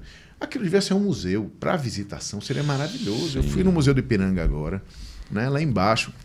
Nem consegui entrar, tanta fila. Mas lá embaixo tem um outro museuzinho onde estão as esposas de Dom Pedro, etc. Um lugar massa, bacana, suntuoso. História do Brasil contada ali, massa. A história do Judiciário da Bahia, né? Devia ser contada ali, mas para quê? Sabe? É tudo muito grandioso. Então você vai para o STF, grandioso também, tudo de muita pompa, etc e tal. E a vida real, gente, não é essa. Quem precisa do judiciário está aqui sofrendo. Entendeu? Quando a gente precisa de uma formalidade, de um julgamento, que tem que o horário, que começa, o dia que marca, que tem que botar toga, que tem que fazer isso, tem que fazer aquilo, tem que estacionar o carro. Tudo isso está demandando o tempo do processo. Pare para pensar que tudo isso que está acontecendo ali, todas essas formalidades que estão ali, demandam tempo. E o tempo atrasa o processo. Claro. E outra coisa que talvez, após essa pandemia, a gente tenha tomado noção de que tanta formalidade, às vezes, não são necessárias. Não necessárias para garantir a segurança jurídica, não necessárias jurisdicional, para sim, sem dúvida. Então, assim, agora também vamos fazer algumas menções honrosas, até para não cancelarem a gente em definitivo. Ninguém vai cancelar, não. Porque quando a gente fala quando a gente está falando que não são só os juízes, são também políticos, são também... Sim. Falei disso. E também não foi, o que o Marcos falou, não são todos os juízes. Menções honrosas tem que ser feitas. Por favor, fala uma matéria de Rodolfo aí agora. Recentemente, a gente traz aqui. Leandro Fernandes, juiz da RT6. Sim. Ele chega a se apresentar, eu sou juiz de trabalho, mas eu sou limpinho. É um cara sensacional, de uma simplicidade, de uma tranquilidade. Rodolfo, eu gosto de Rodolfo. Rodolfo é outro exemplo. Hoje todos vocês... Você também já desceu no pau do Batman? Tava o quê? No pau do Batman? Não é do pau do Batman. É isso? É foda. Que Deus me livre. Rafael desceu. Pau do Batman. Você acha que eu desceria no pau do Batman? Acho que claro, né? Velho. Eu não sabia nem que o Batman tinha pau. Batman Poli. E Rodolfo fez na casa dele. Corta isso lá depois, pelo amor de Deus. Rodolfo fez um pole. Batman com aquela sunguinha pequena, não sabia nem que ele tinha isso. Se quiser deixar, deixa. Não me importa. Ele, na casa de Rodolfo, fez um pole. Tipo, Eu vi. Então, é isso que ela tá Desculpa, falando que eu eu desci. tava sem entender. É um pole do Batman. Pra mim aquilo era coisa de diferença bombeiro. do- Ele e tal. desceu ainda. Ele ainda Você desceu aquilo? Eu tive lá e fui... Ainda Você não desceu. vai na casa de Rodolfo sem descer naquilo, eu Léo. nunca Senão você não fui na sai. casa de Rodolfo, não. Senão você não sai. É. Eu fui dar carona pra Leandro no dia que ele tava aqui. Ó, então, A piada corriqueira com ele geralmente é que ele canta melhor do que eu. Ficando, aí você viu o Rodolfo Então eu vou cantando, canta melhor que gravar, você. só pra mandar pra ele. Que eu nunca fui. O Rodolfo, Eu Marcos nunca desci. também quer ir no polo. pra Isso, casa, eu já fui. É no Já. polidense, é o que aquilo? É, o negócio do bombeiro. Porque isso, no pau do exatamente. Batman eu não vou, não. No pau do Batman. Aí não. E Mas- fazer essas menções honrosas e trazer levar essa conversa para o que eu acho que é o desfiladeiro que eram as decisões do STJ em relação ao horário de sucumbência, Sim. levando em consideração em critérios como equidade, Sim, etc. e sim, tal. sim, E que a gente teve, de um jeito ou de outro, uma reviravolta Total. recente, Total. que na verdade era uma reviravolta que nem precisava ter existido, porque o CPC claro. é de uma clareza indiscutível nesse surreal, ponto. até de claro. Né? Não, A forma, tem 20 parágrafos aqui dizendo como é que paga. a Aí forma sim é objetivo. Pronto, a forma como o judiciário tratou a questão dos honorários até agora é que era um problema, não era o CPC ou o regramento. E aí entra num outro ponto que eu acho que a gente precisa abordar aqui, porque talvez seja uma das áreas que a advocacia inicia, inclusive, que é o direito do trabalho, que é a questão dos honorários sucumbenciais no seu trabalho. Ok. Você precisa falar pra gente sobre isso aqui, porque o negócio foi ficando confuso com o passar do tempo. Né? Tá bem confuso. Antes da reforma de 17 confuso. era de um jeito, a própria advocacia trabalhista se movimentava de uma forma antes da reforma. De outra maneira, depois, um dos pontos, justamente a questão das previsões sucumbenciais. Aí vem o TST e diz uma coisa. Velho, explique pra gente aí como é que essa banda tocou. É engraçado isso, porque ninguém esperava, Rafa, na verdade, que isso fosse atrapalhar. Quando se discutia esse assunto, e era uma discussão natural, você tem uma justiça, e a justiça, em geral, tem honorário de sucumbência, Sim. na verdade, e lá não existiam, né, a não ser para os sindicatos, né, para quem atuava no sindicato e tal. O que era um diferencial, viu? Era uma guerra para ser advogado de sindicato. Pela né? sucumbência. Porque tinha sucumbência. E o sindicato, por sua vez, pagava menos porque tinha sucumbência. Sim. Ou seja, virava do mesmo jeito contratual. Não tem almoço grátis, né, Não meu tem, jovem? nunca tem. Né? E aí os advogados de empresa, e eu não sou advogado só de empresa, mas eu tenho muito mais empresa, muito mais processo de empresa do que de empregados. E nunca se falou sobre esse assunto. Chegava a ser uma heresia tratar desse tema. Só que, durante um tempo, nós tivemos discussões judiciais nos tribunais do cabimento de honorários de sucumbência no seu trabalho. Essa discussão foi uma discussão enorme, que durou anos. Sim. Eu me lembro até do presidente da OAB daqui fazer sustentação no pleno, falando que eram devidos honorários de sucumbência. Ele não disse de quem era, mas ele defendeu essa tese.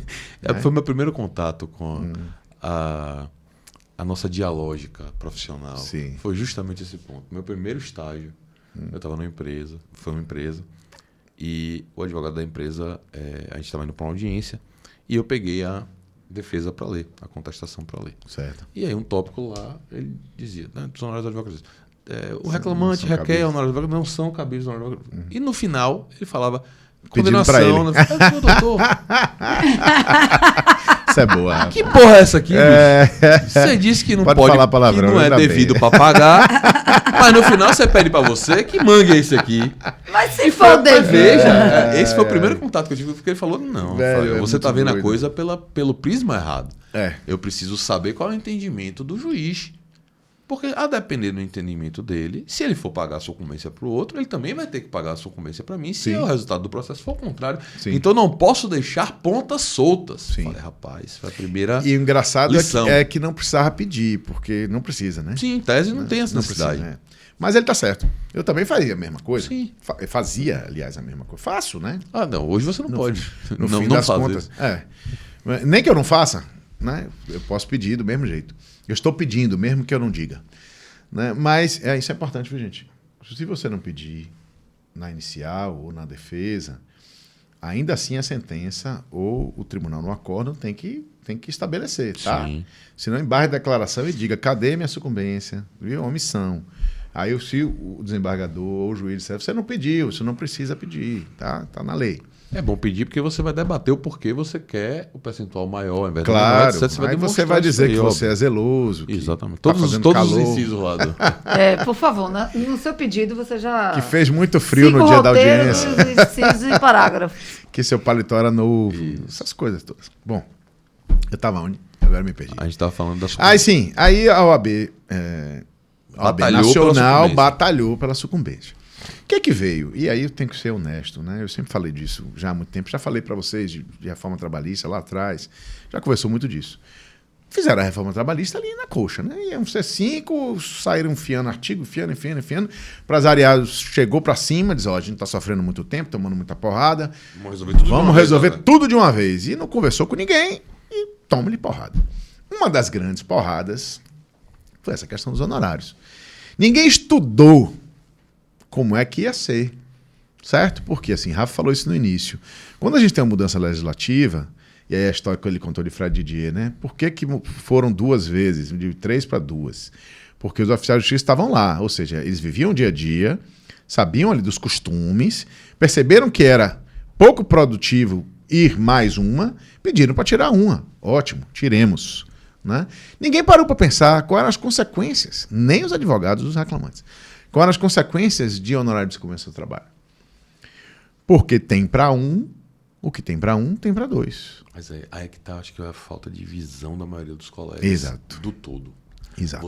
Você olha pro pote de ouro e só tá pensando no que você vai ganhar, papai. Muito bem, Rafa. Mas se no caminho tiver um buraco, muito bem, antes de chegar no potinho. Muito bem, Rafa. E aí, meu amigo, como uma facada só é pouco, deram logo outra. Ainda disseram o seguinte, 2 facadas. Primeira, no seu trabalho, é entre 5 e 15. No CPC, entre 10 e 20. Ok? Sim. 5 e 15. Ó, nós estamos reduzindo pela metade num caso e um quarto no outro. Né? Outra, ainda disseram assim, não importa se você tem justiça gratuita ou não, vai ter que pagar. Vai ter que pagar. Você não precisa pagar os custos do processo. Mas já que o honorário de sucumbência não também fazem parte... Perceba, isso se encaixa com a visão de que o honorário não é despesa processual. Exatamente. Né? Sim, não é despesa processual. Então você pode conseguir justiça gratuita para os custos do processo, mas os honorários não são custos do processo. Tá certo isso, gente? Tá. Não tem problema não. Eu considero correto. O único problema é, o CPC diz que é aqueles que são beneficiários da justiça, depois de 5 anos você tem que provar que a situação financeira do cara mudou. Né? Até porque, Marcos, aqui você não. raciocinar, se a análise do honorário de sucumbência não é custos processuais e é do próprio advogado... Alimentar. Se você disser que está incluído no acesso ao benefício da gratuidade... De certa forma, você está fazendo benesse com dinheiro alheio. Sim, exatamente. Né? Eu estou dizendo, você vai cobrar, mas você vai cobrar só de quem eu acho que pode lhe pagar. Sim. O que eu posso lhe dizer é, isso inviabilizou o processo trabalhista como ele é conhecido. Sim. Né? Porque quando a gente pega um processo da justiça comum, a gente avalia tudo. Inclusive o tempo que vai demorar, se aquilo é viável ou não, se a gente vai conseguir a justiça gratuita, que isso é importantíssimo. Claro. Né? Porque às vezes você tem um processo milionário, se o juiz indeferir, a justiça gratuita, desculpa, mas inviabilizou, você não tem como pagar as custas. Principalmente se o cliente não puder pagar. Né? Aí tem parcelamento e um monte de coisa, mas às vezes é inviável mesmo. Eu já vi gente desistir, eu não vou. Um desistiu até de um despejo. Deixa esse cara aí, porque o custo para tirar tá tão alto...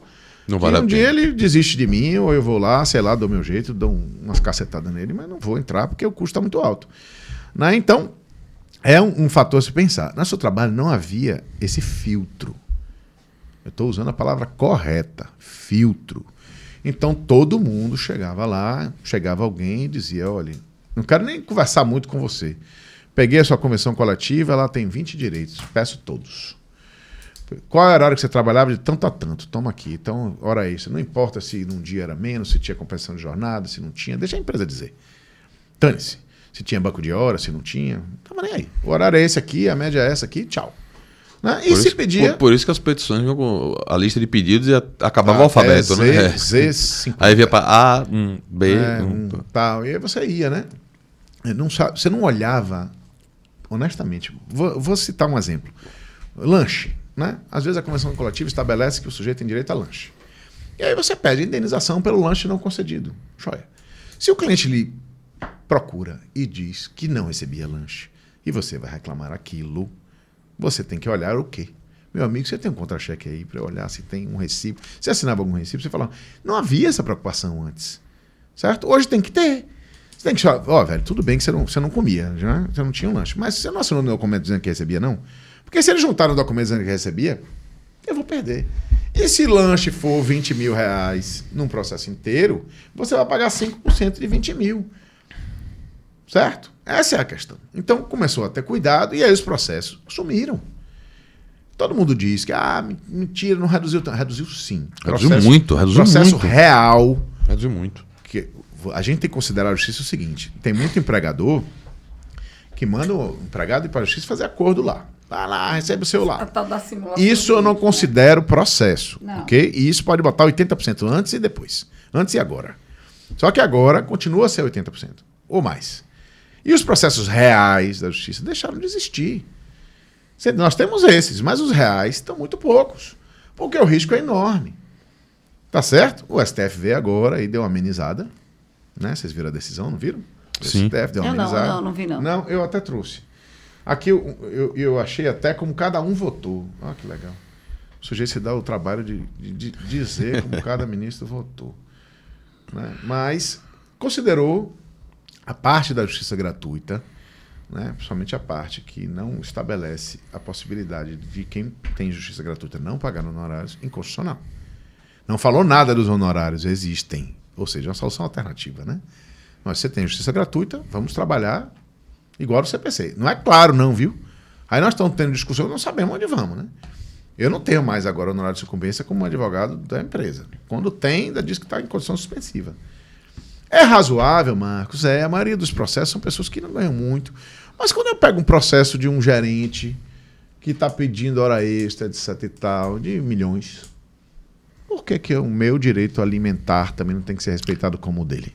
Mas perceba, Marcos, aí você tem um vício que é decorrente da análise mal feita da hipossuficiência que gera benefício à assistência judiciária. Sim, concordo. Essa análise ela não é feita, não é dado e algumas vezes já falaram isso pra gente lá na rádio, em programas sobre processo civil, não vou lembrar quem. Eu acho que foi o último de... Colocaram mais uma coisa pro juiz ter crescido. Acho que foi como é? Professor Sodré. Foi Sodré e... Sodré e Salomão. Sodré e Salomão Viana. Colocaram mais uma coisa pro juiz ter que se preocupar, Sim. que é analisar a questão da hipossuficiência. Beleza, mas veja, se você começa a entender, porque o que aconteceu no seu trabalho é o efeito da questão sucumbencial que a gente conversou no começo desse podcast. O que gera é você forçar quem não tinha o direito Sim. por ter provocado o judiciário. Se você não tem isso como um caractere, o judiciário segue sendo provocado de maneira impune, digamos assim. Então a sucumbência em si ela não é um mecanismo puramente de remuneração de um advogado. De evitar. É também um instrumento de que você force as pessoas a se comporem fora do judiciário. Exatamente. Tá? Isso não pode ser perdido de vista. Então, a qualquer momento, quando você empurra a sucumbência onde ela não existe, você acaba mitigando o acesso à justiça. Essa justiça é errado. Ao acesso ao judiciário ali. Sim. E quando você tira, você estimula. Vide o seu trabalho, juizado. Então, essa análise ela tem que ser bem feita. Se o cara analisa bem feito, velho, traga seu imposto de renda aqui. Eu vou olhar aqui para. Não, você não pode pagar, porque também não é assim. E salvo engano, foi o professor Sodré que falou isso. Você não precisa pagar 100% das custas. O juiz pode dar uma gratuidade parcial. Sim. Ele pode dar um parcelamento, ele pode dar um parcial e um parcelamento. Meu irmão, é o seguinte, as custas aqui são 10 mil. Realmente, pelo seu salário, acho que 10 mil tá demais. Mas 1.000 você pode pagar. Isso. Pague 1.000 aí. Isso. E faz o seguinte, pague 1.000 e 10 passagens de 100. Isso. Então, assim, Perfeito, quando você coloca... Perfeito. O problema é o tudo ou nada. É a análise que ou todo mundo que pede tem a assistência judiciária, ou como já foi há algum tempo atrás, todo mundo que pede não tem. Sim. Porque você, aqui no TJ, inclusive, eu me lembro de um período que você conseguiu assistência judiciária, era um rendezvous. A decisão primária era você não tem direito. Ainda é assim. Ainda é muito assim. Então você. Ainda é muito a análise dá trabalho? Dá trabalho. Mas não é, o judiciário tem que ter trabalho. Eu tive um processo em São Paulo agora. Esse caso é legal de contar. Esse meu amigo, que é amigo de Ivo também, mora lá. Se ele assistir, ele vai saber o que eu tô falando dele. A gente entrou, ele comprou um apartamento e quem vendeu não entregou. Eu tive que entrar com ação. De obrigação de fazer. O valor das custas, o valor da obrigação, que é o do imóvel, né? Tive que botar. Sim. O sujeito estava na pandemia, ele e a mulher desempregados. Ele estava vivendo do valor da rescisão dele. Né? Estava numa dificuldade muito grande. Tinha pego parte disso, comprar um apartamento para diminuir custos de aluguel, etc e tal, para tentar arranjar outro emprego. E eu pedi, obviamente, justiça gratuita. Né? O juiz indeferiu.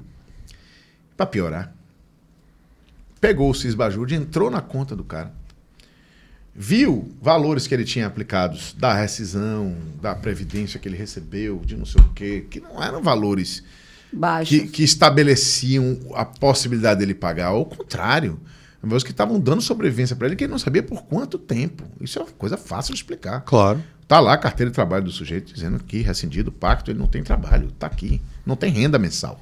Não importa quanto ele tem na conta, ele não tem renda mensal. Não só condenou nas custas, como deu litigância de má-fé de 20% do valor da causa, que deu 30 mil reais. E mandou depositar o dinheiro da litigância de má-fé sob pena de extinguir o processo. Claro que eu recuí, gravei, por aí vai. Está em discussão de apelação. E tudo isso, né? O tribunal, inclusive, não decidiu esse assunto, eu tive que entrar com mais declaração. Decidiu todo o resto, não decidiu isso. Ele ganhou a ação. Mas não teve de volta ainda o dinheiro. Nós estamos penalizando as pessoas, estamos, pela falta de análise. Rafa tem toda a razão do mundo. Não se olha nada. Esse aqui é branco, mora não sei aonde. É assim que o juiz analisa. Mora não sei aonde, é dono de não sei o quê. Então pode. Vamos lá, se o sujeito é juiz, vamos falar uma coisa, ganha 30 mil por mês, mas paga pensão de 10, mas tem despesa de 15. É arrimo de família. Etc e tal. Aí alguém lesa aquela pessoa, ela precisa do judiciário e ela não pode acessar o judiciário porque ela ganha 30 mil. Ela não tem 12 mil para pagar, 8 mil, 4 mil. Não tem. Ponto final. É assim que é. Mas não, é uma insistência. Não, porque é empresário. Não, porque tem uma casa não sei aonde. É fato que as pessoas querem enganar o judiciário. Fato. Também. Não vou assim ser bobo de negar. Né? Quando eu vejo que as custas são muito altas, a gente tenta, às vezes com alguém que tem condição, mas não tem. Por quê? Porque não tem análise de 8 ou 80, não tem de 40, não tem de 20. Eu não posso chegar para o juiz e dizer, olha, doutor, ele não tem condições de pagar o valor máximo da tabela, mas tem condições de pagar metade. O juiz não vai nem me ouvir. Você entendeu? Então essa é uma questão, o Rafa tem toda a razão, tem que analisar. E a lei possibilita isso e ninguém faz. Não é de chegar lá e dizer, não, vamos aqui analisar. Quanto é que, meu amigo, você ganha por mês? Podia fazer audiência de instrução, sim, sem problema nenhum. Concordo. Vamos ouvir o sujeito, quanto você ganha por mês? Meu amigo, eu pago pensão de tanto. Tá aqui, meu recibo, meu aluguel é tanto. Tá? Eu tenho um carro de luxo que eu comprei financiado, infelizmente, mas eu estou pagando ele aqui. Paciência. O sujeito não espera que tem processo. Quem é que agora, quer ter processo? Essa do cara do juiz entrar no Cisbajude pra olhar a conta amigão, do cara eu foi de lascado, bicho. Eu vou lhe mostrar essa decisão. Tá, eu vou lhe mostrar. Rapaz. Aí eu posso falar que o cara tá em São Paulo, não vai me ouvir nunca. Ele merece. E ele merece também. Esse cara eu vou dizer até o nome. Não tá nem entrando na nossa fala da falta de análise, não. Porque ele analisou, agora ele analisou de um jeito... Meu Deus do céu, que coisa fora da... né? Quase, Ele não se deu nenhum trabalho de dizer assim, não vou dar não, porque você não merece. Ele foi procurar forma de justificar o que... botou na sentença. Inacreditável. Inacreditável. Lá, dizendo, eu fui e tal. Não foi pedido, não foi nada, viu? Agiu sem provocação. Não houve discussão da outra parte. Porque aí sim, se a outra parte dissesse, impugnasse, fundamentasse, dissesse assim...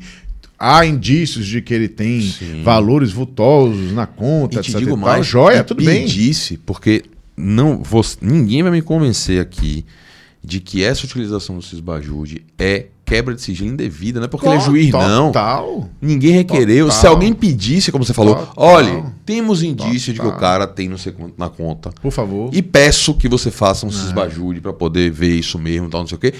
Ainda assim, eu acho um pouco arbitrário, mas ele estaria dentro do Mas me do daria pelo menos a espaço. oportunidade de eu dizer que era, Sim. né? Que seria. E ele, enquanto juiz, estaria no papel dele de ser provocado a produzir aquele negócio. E oportunizar a defesa ao outro. Você Também, não, né? você não Não quebra teve nada. sigilo sem pedido. Sigilo só pode ir para a ordem judicial. Sim, meu amigo, a ordem judicial depende de uma motivação que, por sua vez, depende de um requerimento, porque senão não tem nessa. Que porra é essa?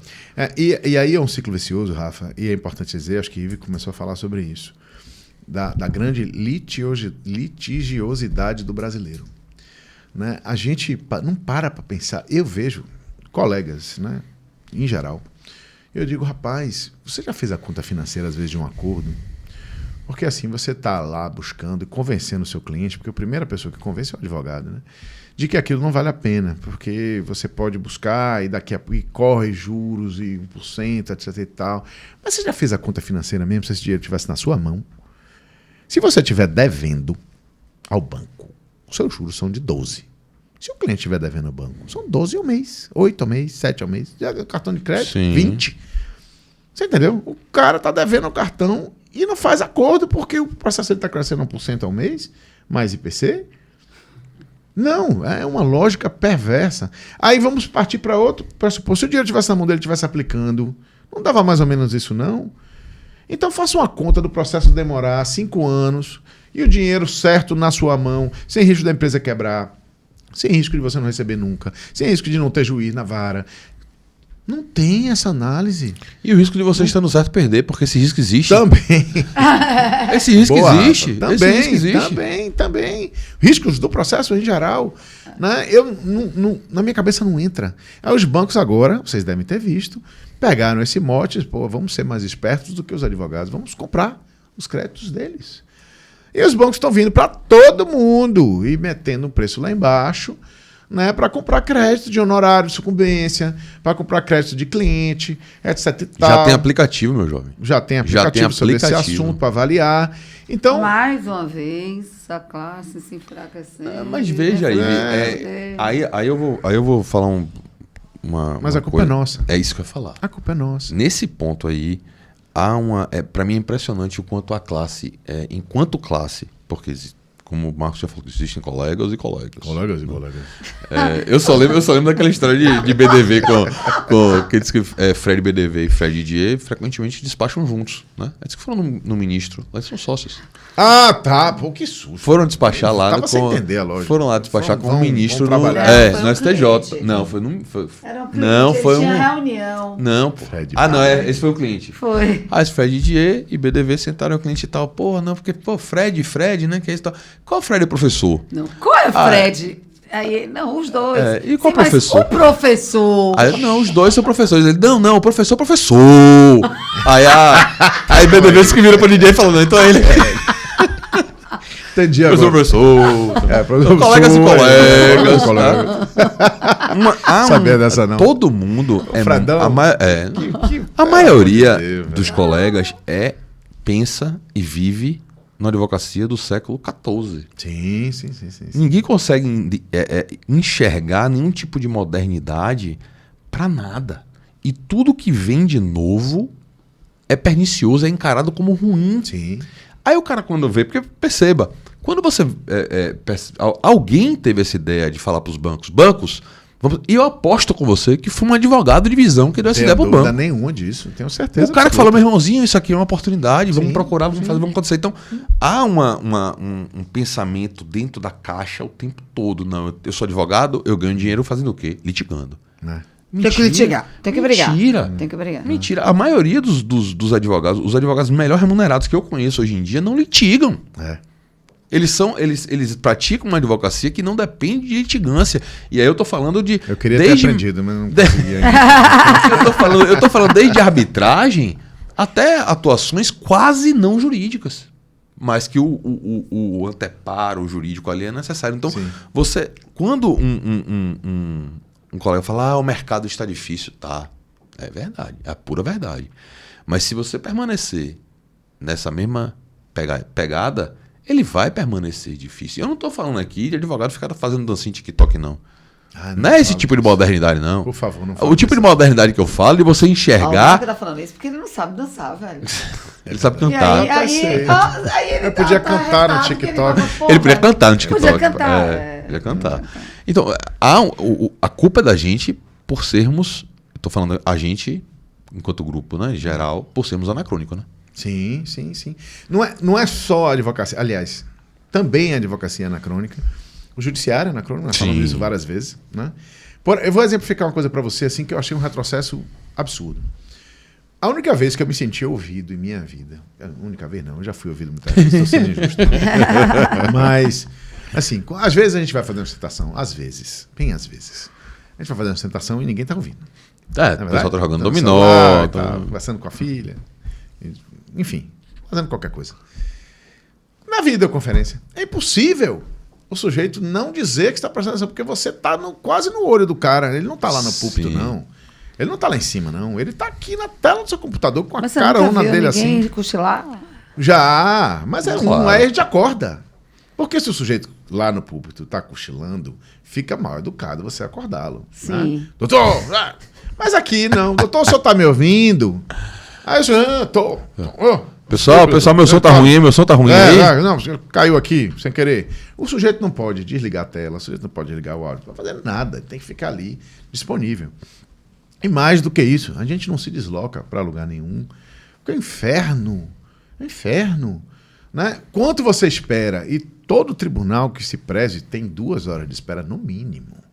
Né? No mínimo, se você estiver lá no iniciozinho. Vai reclamar. Né? Tem dias que você fica horas e horas sentado, sem fazer nada, esperando o seu processo ser julgado. Aqui, você está no computador, pega um outro, trabalha, chamou seu nome, você vai. Alguém falou uma coisa interessante, você ouve, e por aí, ou não ouça nada e toca sua vida. Né? Então, modernamente falando, para a advocacia, foi maravilhoso. Estão contra. Querem acabar com isso. Porque disseram que não há nada melhor do que o presencial. Do que o olho no olho. Porque há advogados e advogados. Tem advogados que olhando no olho conseguem resolver. Que nada, gente. Pelo amor de Deus. Medusa. Existem coisas que o presencial é necessário ou até melhor. Concordo. Sem dúvida nenhuma. Concordo. Mas uma sustentação não é uma delas. Não. Com certeza. Uma audiência de instrução, Rafa, certeza absoluta. Claro, dependendo de que instrução se trata. Mas assim, você está ouvindo alguém falar... E há técnicas de conseguir retirar da pessoa as verdades quando ela está mentindo. Né? Não dá para fazer isso aqui. Até dá, mas é muito mais difícil. Mas assim, no cara a cara, como nós estamos, que é a mesa de audiência mais ou menos como essa que a gente está sentado. Então você está olhando no olho da pessoa, ela desvia o olhar, você percebe inseguranças e etc e tal. Claro, tudo isso tem importância enorme. Né? Não só de conciliação. Para quê? Para quê? Tem formalidades que são tão insuportáveis que eu não consigo entender. Alguém está lhe vendo ali. Você entrou com um processo, você está dizendo que o seu nome é aquele. E a pessoa pede para você mostrar seu documento de identidade na tela. É só para você não ser mentira, não? Por favor, pegue sua habilitação aí. Bota aqui Porque, o processo era meu. O Rafael pode se passar por Marcos, não é por isso, não? Mas seu documento está nos autos. Ah, tá. Você olha a cara de quem está lá e olha a cara dele. Não, acho que é você. Aí eu tenho que pegar mas na audiência, provar que eu sou eu na audiência. E mais, na audiência eu não preciso ser eu mesmo, não. Eu posso mandar alguém. Ainda tem isso, ainda tem esse direito, né? Eu tenho esse direito de mandar quem eu quiser. E aí vai me dar. Aí eu boto aqui, ó, do lado da cara. Aqui, ó, sou eu. Você sabe o que é isso? É o pensamento do passado que não abandona. Não abandona, Ive, de verdade. Assim, e são vários pensamentos. Por exemplo, vocês devem ter tido alunos assim. Eu quero fazer concurso para o judiciário. Né? Ou para a procuradoria, ou para... Coitados procuradores, trabalham como o quê? Juízes, idem. Mas a pessoa acha que vai chegar lá e não vai fazer muita coisa, não. Vai trabalhar um turno, vai cuidar dos filhos... Então vai ser chato durante um tempo, porque ela não vai ter muita coisa para fazer, etc. Tal. Invariavelmente isso acontece mesmo. Muito. Muito. Então, para que a gente precisa de tanta gente assim? Não é verdade? Você vai em qualquer vara, vamos lá. Tem um que assina a vara, tem outro que... eu estou falando do passado, vou voltar para o passado, que é mais fácil de exemplificar. Tinha um que fazia os mandados de citação. O outro, que era oficial de justiça, que recebia desse. O outro fazia só os alvará, aquele só faz alvará. Esse aqui só dá o despacho. Esse aqui é o assessor do juiz, faz sentença para ele. Gente, quando a gente trabalha no escritório de advocacia, todo mundo faz um monte de coisa.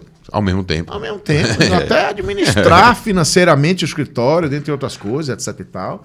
Né? Procedimentos, etc e tal. Você faz, trabalha para sobreviver. Nós temos a visão de que quando é público, não tem problema não. A gente pode contratar um monte de gente, cada um fazer uma coisa. Sim. Não posso acumular o serviço de João com Antônio, não.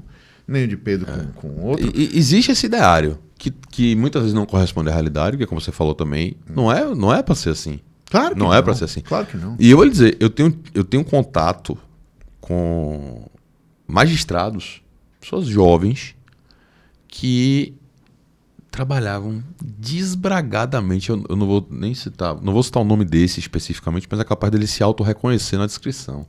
Não é nem daqui da Bahia, então eu vou falar livremente. Eu tive umas 2 ou 3 vezes no gabinete desse juiz para despachar com ele. Nenhuma das vezes que eu cheguei, ele estava na mesa dele. Começa por aí. Ele sempre estava no gabinete dele, tinha a mesa dele com o computador lá e tal, e tinha uma outra mesa maior do que essa, que ficava cheia de processo em cima. Porque ele ainda tinha muito processo físico para despachar. Nossa Senhora. E invariavelmente eu chegava lá, ele não estava na mesa. E eu não o enxergava porque ele estava atrás da pilha de processo. Sempre sentado. Nunca de paletó e gravata. Era com a camisa aberta, as mangas arregaçadas. E trabalhando igual. Literalmente arregaçando as mangas. Sacana. Sabe onde é que esse cara tá hoje? Na advocacia. Porque ele não aguentou 3 anos, 4 anos, dando um pau da porra e vendo que não era todo mundo que nem ele. Sim. Que talvez enxergando até uma falta de propósito no que ele tava fazendo. Fala, pô, tô enxugando gelo. Tô fazendo aqui nada do que eu faço. Batendo carimbo. Ó, eu vou embora, viu? Eu vou fazer muito melhor do que eu faço aqui, lá na iniciativa privada. E se picou. Sim. E como esse exemplo, eu tenho nesses últimos 2 ou 3 anos, eu conheço pelo menos 4 ou 5 juízes na mesma pegada. Não tenho condição de ficar dentro dessa máquina. Não serve para mim. Isso, óbvio, vai demorar muito para que isso aconteça com uma grande frequência. Mas são exemplos que mostram que essa decisão dessa galera lá que tá pensando de não, eu vou fazer, ela é equivocada na essência. Porque, meu irmão, você vai chegar lá, trabalho vai ter com uma porra. Claro. Você só vai ter essa vida que você está pensando que você vai ter se você não tiver vergonha na cara. Exatamente. Muito porque se você tiver vergonha na cara, você vai se desbragar de trabalhar e ainda vai ficar frustrado porque você não vai conseguir resolver. Então, há quando você vê o juiz que de fato e são muitos comprometidos com aquilo ali, muito porra, bem. Os caras vivem loucos de trabalho. E tem mais uma coisa, Rafa. O pensamento, assim, eu costumo dizer, quando você é servidor... A palavra tem poder, né? Advogado? Deveria. Advogados. Servidor público. Qual é o seu trabalho? Servir a quem? A quem procura o judiciário. Eu não consigo pensar... A maioria das pessoas que trabalha com isso tem preconceito com parte.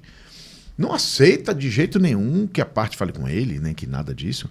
Mas, meu amigo, você só existe nesta profissão para servir a essas pessoas. Não é aos advogados, não é a justiça, não é a ninguém. É a quem procura o judiciário com um problema. Nós não temos essa visão. Aí eu vou mal comparar. Outro dia eu vi um médico plantonista no Hospital Geral, não daqui, em outro lugar, dando entrevista dizendo assim, eu sofro muito, meu amigo, porque eu estava vendo um seriado, tinha um seriado na Globo, não sei, não vejo televisão, mas tinha um seriado na Globo de um plantão. De um médico no hospital, o cara sofria pra caramba. Se eu me vejo naquele cara, por quê? Porque o médico de plantão faz o seguinte, geralmente concursado do Estado, vai lá com uma dor qualquer e ele passa remédio para dor, Novalgina, não sei o quê, e diz pro cara, volte daqui se te continuar sendo dor, volte em 6 horas. Por quê? Porque 6 horas é plantão de outro. Você entendeu? Então, se o outro também puder fazer a mesma coisa, se a pessoa não tiver para morrer... Ele nunca vai resolver. Ele nunca vai resolver, vai passar pro próximo. Né? Essa é a grande questão, e é isso que eu vejo acontecer. Né? Peraí, esse processo... Ave Maria, isso aqui é um problema. Eu tenho um processo, homologação de um acordo de divórcio, homologação. Né? Já me fizeram tanta... o sobrenome, não falou do sobrenome. Isso não importa, homologue, depois vê, meu irmão. Depois entra com votação, retifica, faz o que quiser. As pessoas querem que aquele bem da vida que ela está buscando ali lhe seja entregue. E elas já conciliaram, já se entenderam. Não, mas não falaram do sobrenome. Vai ficar com sobrenome ou não vai ficar com sobrenome? Eu já vi um processo que era, desde 2002, você não precisa esperar a partilha para divorciar, né? Sim. Sim. Eu vi o juiz na mesa já disse assim, vem cá, você tá achando que eu vou liberar vocês dois e vou ficar aqui com o pepino da partilha? Não, vamos ficar juntos até o final. Porra, aí também é uma sacanagem. Mas acontece muito. Muito. Mas é o cara que é juiz de família, ele não tem a menor essência pra isso, né? Porra. Aliás, meu Deus. Vamos resolver. Mas os processos de família hoje são um problema, bicho, grande. Sim. Porque a rapidez com que eles precisam acontecer, seja para um, seja para outro, né? O caráter alimentar de quem recebe e de quem paga, quando o que se estabeleceu para quem recebe é maior do que deveria, por exemplo, não se resolve, Rafa. É uma demora absurda, cara. Sim. Você entendeu? Então as pessoas podem se matar. Eu estou falando sério, porque nessas questões de família, o evento morte é uma possibilidade. Claro. A agressão é onde o física filho chora, mas não vê, meu possibilidade, amigo. Exatamente. Então, às vezes você precisa de um liminar para uma coisa, às vezes você precisa diminuir a pensão para outra, às vezes está injusto com um, com o outro, a questão patrimonial é o de menos. Eu, de fato, se eu fosse juiz de família, por exemplo, eu decidiria a partir no fim. Você entendeu? A não ser que estivesse dando prejuízo a um dos dois. Mas, ou se resolvia lá depois também, mas no fim, divorcia as pessoas que já vão casar com outras. Né? Vão se ocupar com outras coisas na cabeça, né? Estabeleça um critério razoável de pensão, entendeu? E não vá, porque o sujeito... Vários processos que eu pego assim, não, o pedido da inicial é, o cara é milionário, ele tem um carro assim, ele tem a profissão Y, etc e tal, eu tenho um filho com ele, mas porque ele é assim, ele tem que pagar uma pensão de 30 mil por mês. Não é a condição dele só que estabelece isso. Quais são as necessidades daquela criança? Quanto se gasta com ele? Vamos aqui estabelecer uma pensão razoável, mas é só porque o cara é rico. Você entendeu? Aí o sujeito vai e discute aquela questão, porque às vezes ele parece rico, mas não é, nós já falamos isso. Sim. Até por causa das redes sociais, na grama Com nas certeza. redes sociais, são sempre verdes. É verdade. Eu ia falar uma coisa. Você tá muito polêmico hoje. Não, ia. Velho, a gente tá caminhando pra linha final, aproveitar que a gente já falou com uma porra de horários e como tem uma dinheiro, né? Dinheiro, dá dinheiro. Eu adoro falar de dinheiro. Eu gostaria de ter mais do que eu falo. Eu gostaria de ter muito mais do que eu falo. Mas a gente vai falando, quem sabe não atrai. Eu fico sempre com a nota de 200 no bolso. Sério? Juro. Outro dia eu tava em... Posso falar rapidinho? Oxente, claro. Eu tava em Mucugê. Aí fui numa cachoeira lá e não tinha nada. Né? Mas tinha um cara com uma bodeguinha assim, vendendo amendoim, cerveja, não sei o quê. Blá, blá, blá, blá. Aí eu pedi, irresponsavelmente, vou lhe dizer, pedi uma cerveja, um amendoim, ficamos lá depois do banho e tal. Não tínhamos caminhado muito. Bebi uma água, uma cerveja, um amendoim. E aí disse a ele, ô amigão, aqui débito. O cara, não, aqui é só dinheiro. Nem Pix. Só nada. Não tinha na internet primeiro. Sinal de celular, não. Aí eu, tá falando sério? Tô, digo, rapaz, lascou. Você tem dinheiro aí? Não. Peraí. Aí peguei minha nota de 200, Silvio. Menino, peguei minha nota de 200. Aí dei pro cara, falei, velho, eu só tenho essa nota de 200. Nem que eu volte, rode 20 quilômetros para pegar o troco, o senhor me leve em Mucugê, se eu morar por lá, não sei. O senhor fica com o dinheiro, sei lá, o que o senhor vai fazer. Mas só tenho essa nota de 200. Não tem problema nenhum. Eu troco aqui, aí trocou, me deu 100, sei lá, foi 30, ele me deu 170, ou mais ou menos isso aí. E eu fui puto da vida, que minha nota da sorte, ela é marcada até com a faixinha vermelha. Pois eu tô voltando desse lugar, não tentaram me assaltar, menina. Rapaz. Juro por Deus, velho. Opa aí. Você não foi lá recuperar essa nota de... Eu quase voltei. É porque o carro quebrou. Um Jeep. Eu passei no quebra-mola voando, porque o cara tava no Uno atrás de mim. E cento e tanto. Eu tava ali a meus 70, quando eu vi o cara começar a correr, cheguei no quebra-mola, voei. E ele voou também, acho que o dele estragou mais do que o meu, eu segui meu caminho. Quando eu cheguei lá na frente, tive que consertar o carro, que estragou a suspensão e tal. Rapaz, que só nota da sorte foi... Pois é, eu arrumei logo outra. Fiz igual. Enfim. Eu acho que eu nunca nem vi a nota de 200. Não tô chamando de miséria, não. É porque eu realmente nunca tive contato. Nunca tive contato. Eu vou de verdade. De presente pra você. De verdade, nunca tive. Já que falamos do horário... Deixa eu retificar minha frase aqui. Eu nunca vi, na verdade, 10 notas de 200. Melhor, né? Ficou melhor. Melhorou. Eu ia falar do... Você sabe, 10 notas de 200. Que é médico, eu cheguei lá com as notas na mão, assim, ele... Poxa, nunca mais vi dinheiro, vou tirar até uma foto e botar no Instagram. Eu digo, mas rapaz, faça isso não. Eu queria falar, Marquinhos, a gente tem alguns minutinhos aqui, porque já acabou falando bastante no horário, eu não queria deixar de abordar, porque é novidade, a gente acabou de falar sobre isso, ouvir sobre isso, em termos de notícia e tal. Imposto sindical tá voltando, né? Como imposição. Voltando ou não, Sim. o que você acha? A gente estava conversando isso antes um pouco, né? Antes de começar. Veja só, nós estamos agora, depois da reforma trabalhista, e se você considerar que para a lei é uma coisa recente, Sim, né? claro. Se estabeleceram várias questões que são insolúveis. Uma delas, a gente não tem mais... Por exemplo, uma empresa todo ano me manda a mesma coisa. Doutor, a convenção coletiva já não vale mais. Nós não conseguimos fechar acordo. Quer dizer, geralmente era igual, né? Agora tem que mudar todo ano. Nós fechamos acordo. Temos que cumprir ou não temos que cumprir? Aí para de cumprir. Aí depois entra uma convenção coletiva que retroage o direito. Aí o cara não tem mais dinheiro para pagar. Virou uma insegurança jurídica absurda. Sim. E aí, você vai falar isso para o empregador olha para você e diz assim, mas sindicato é antro disso, é antro daquilo, etc. E tal. Aí vira essa disputa política que a gente tem aí, direita e esquerda, que não faz nenhum sentido quando a gente está discutindo esses assuntos, principalmente da vida corriqueira das pessoas. Né? As pessoas não pensam na realidade que elas vivem, elas, sei lá, tergiversam e vão para outro mundo que surreal. E o que acontece? Com o enfraquecimento do sindicato, né, o poder de negociação diminuiu. Diminuiu substancialmente. E aí não se chega a acordo nenhum. Nós temos aí vem para o limbo, aí vem para a discussão da ultratividade da norma coletiva, que não tem mais ultratividade. Só lembro de Salvador e a situação dos comerciários, que Sim. todo ano é a mesma confusão. Uma lenga-lenga, uma novela. Vamos parar para pensar, né, dos comerciários. Se você cumpre hoje a convenção coletiva que está estabelecida, por que ano que vem você não vai conseguir cumprir? Não faz sentido, concorda? É um cabo de guerra, né? E outra, por que botar mais um direito ou outro direito sem discutir isso, sem um costume, sem nada daquilo? Então fica esse cabo de guerra. O enfraquecimento sindical me preocupou bastante, né? Eu não acho, Rafa, que haja como era antes, que volte, que retroaja ao que ia acontecer antes, né?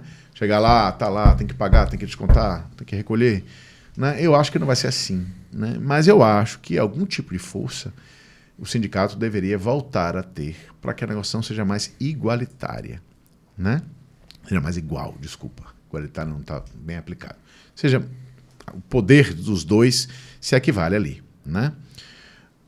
Essa é uma questão importante. A outra, não precisa ser tanto dinheiro como era antes, e nem de uma maneira tão solta, sem fiscalização como era antes, né? Na verdade, também transitamos por dois extremos. Do jeito que estava, a arrecadação era tamanha, Sim, principalmente pelo fato de ser coercitiva. Tinha guerra, inclusive. Que você tinha sindicato se estapeando pelas questões territoriais. Você tinha criações de sindicato em cima de sindicato. Era uma discussão, era uma briga terrível. Sim. Porque era muito dinheiro. E que fique claro, não é só questão financeira, porque ter dinheiro dá poder. Não é só dinheiro. Dinheiro é poder. Tem todas essas coisas ao redor. Agora a gente está no extremo oposto. Ninguém mais quer estar em sindicato. Porque o dirigente sindical hoje... trabalhar, né? Pela classe. Exato. E veja sem condições para poder trabalhar agora, porque você não tem mais um poder econômico que permita... Você não tem mais sequer o engajamento da classe trabalhadora. Porque o próprio fato de você se sentir... E perceba, ainda não disse minha opinião sobre o imposto. Mas o próprio fato do empregado ser descontado em um valor dava a ele vontade de querer saber o que o sindicato está fazendo ali. Sim, concordo. Como a gente na OAB, por exemplo. Eu pago a anuidade da OAB, eu quero saber o que a OAB está fazendo. Eu pago imposto sindical, eu quero saber o que o sindicato está fazendo. Eu não pago mais nada, eu não estou nem aí, quero que o sindicato se exploda. E isso tira a própria organização, né? O sentimento de representatividade da organização do trabalhador. Porque de um jeito ou de outro existem coisas que se o sindicato não faz, o trabalhador não atinge. Isso é indiscutível. Sim.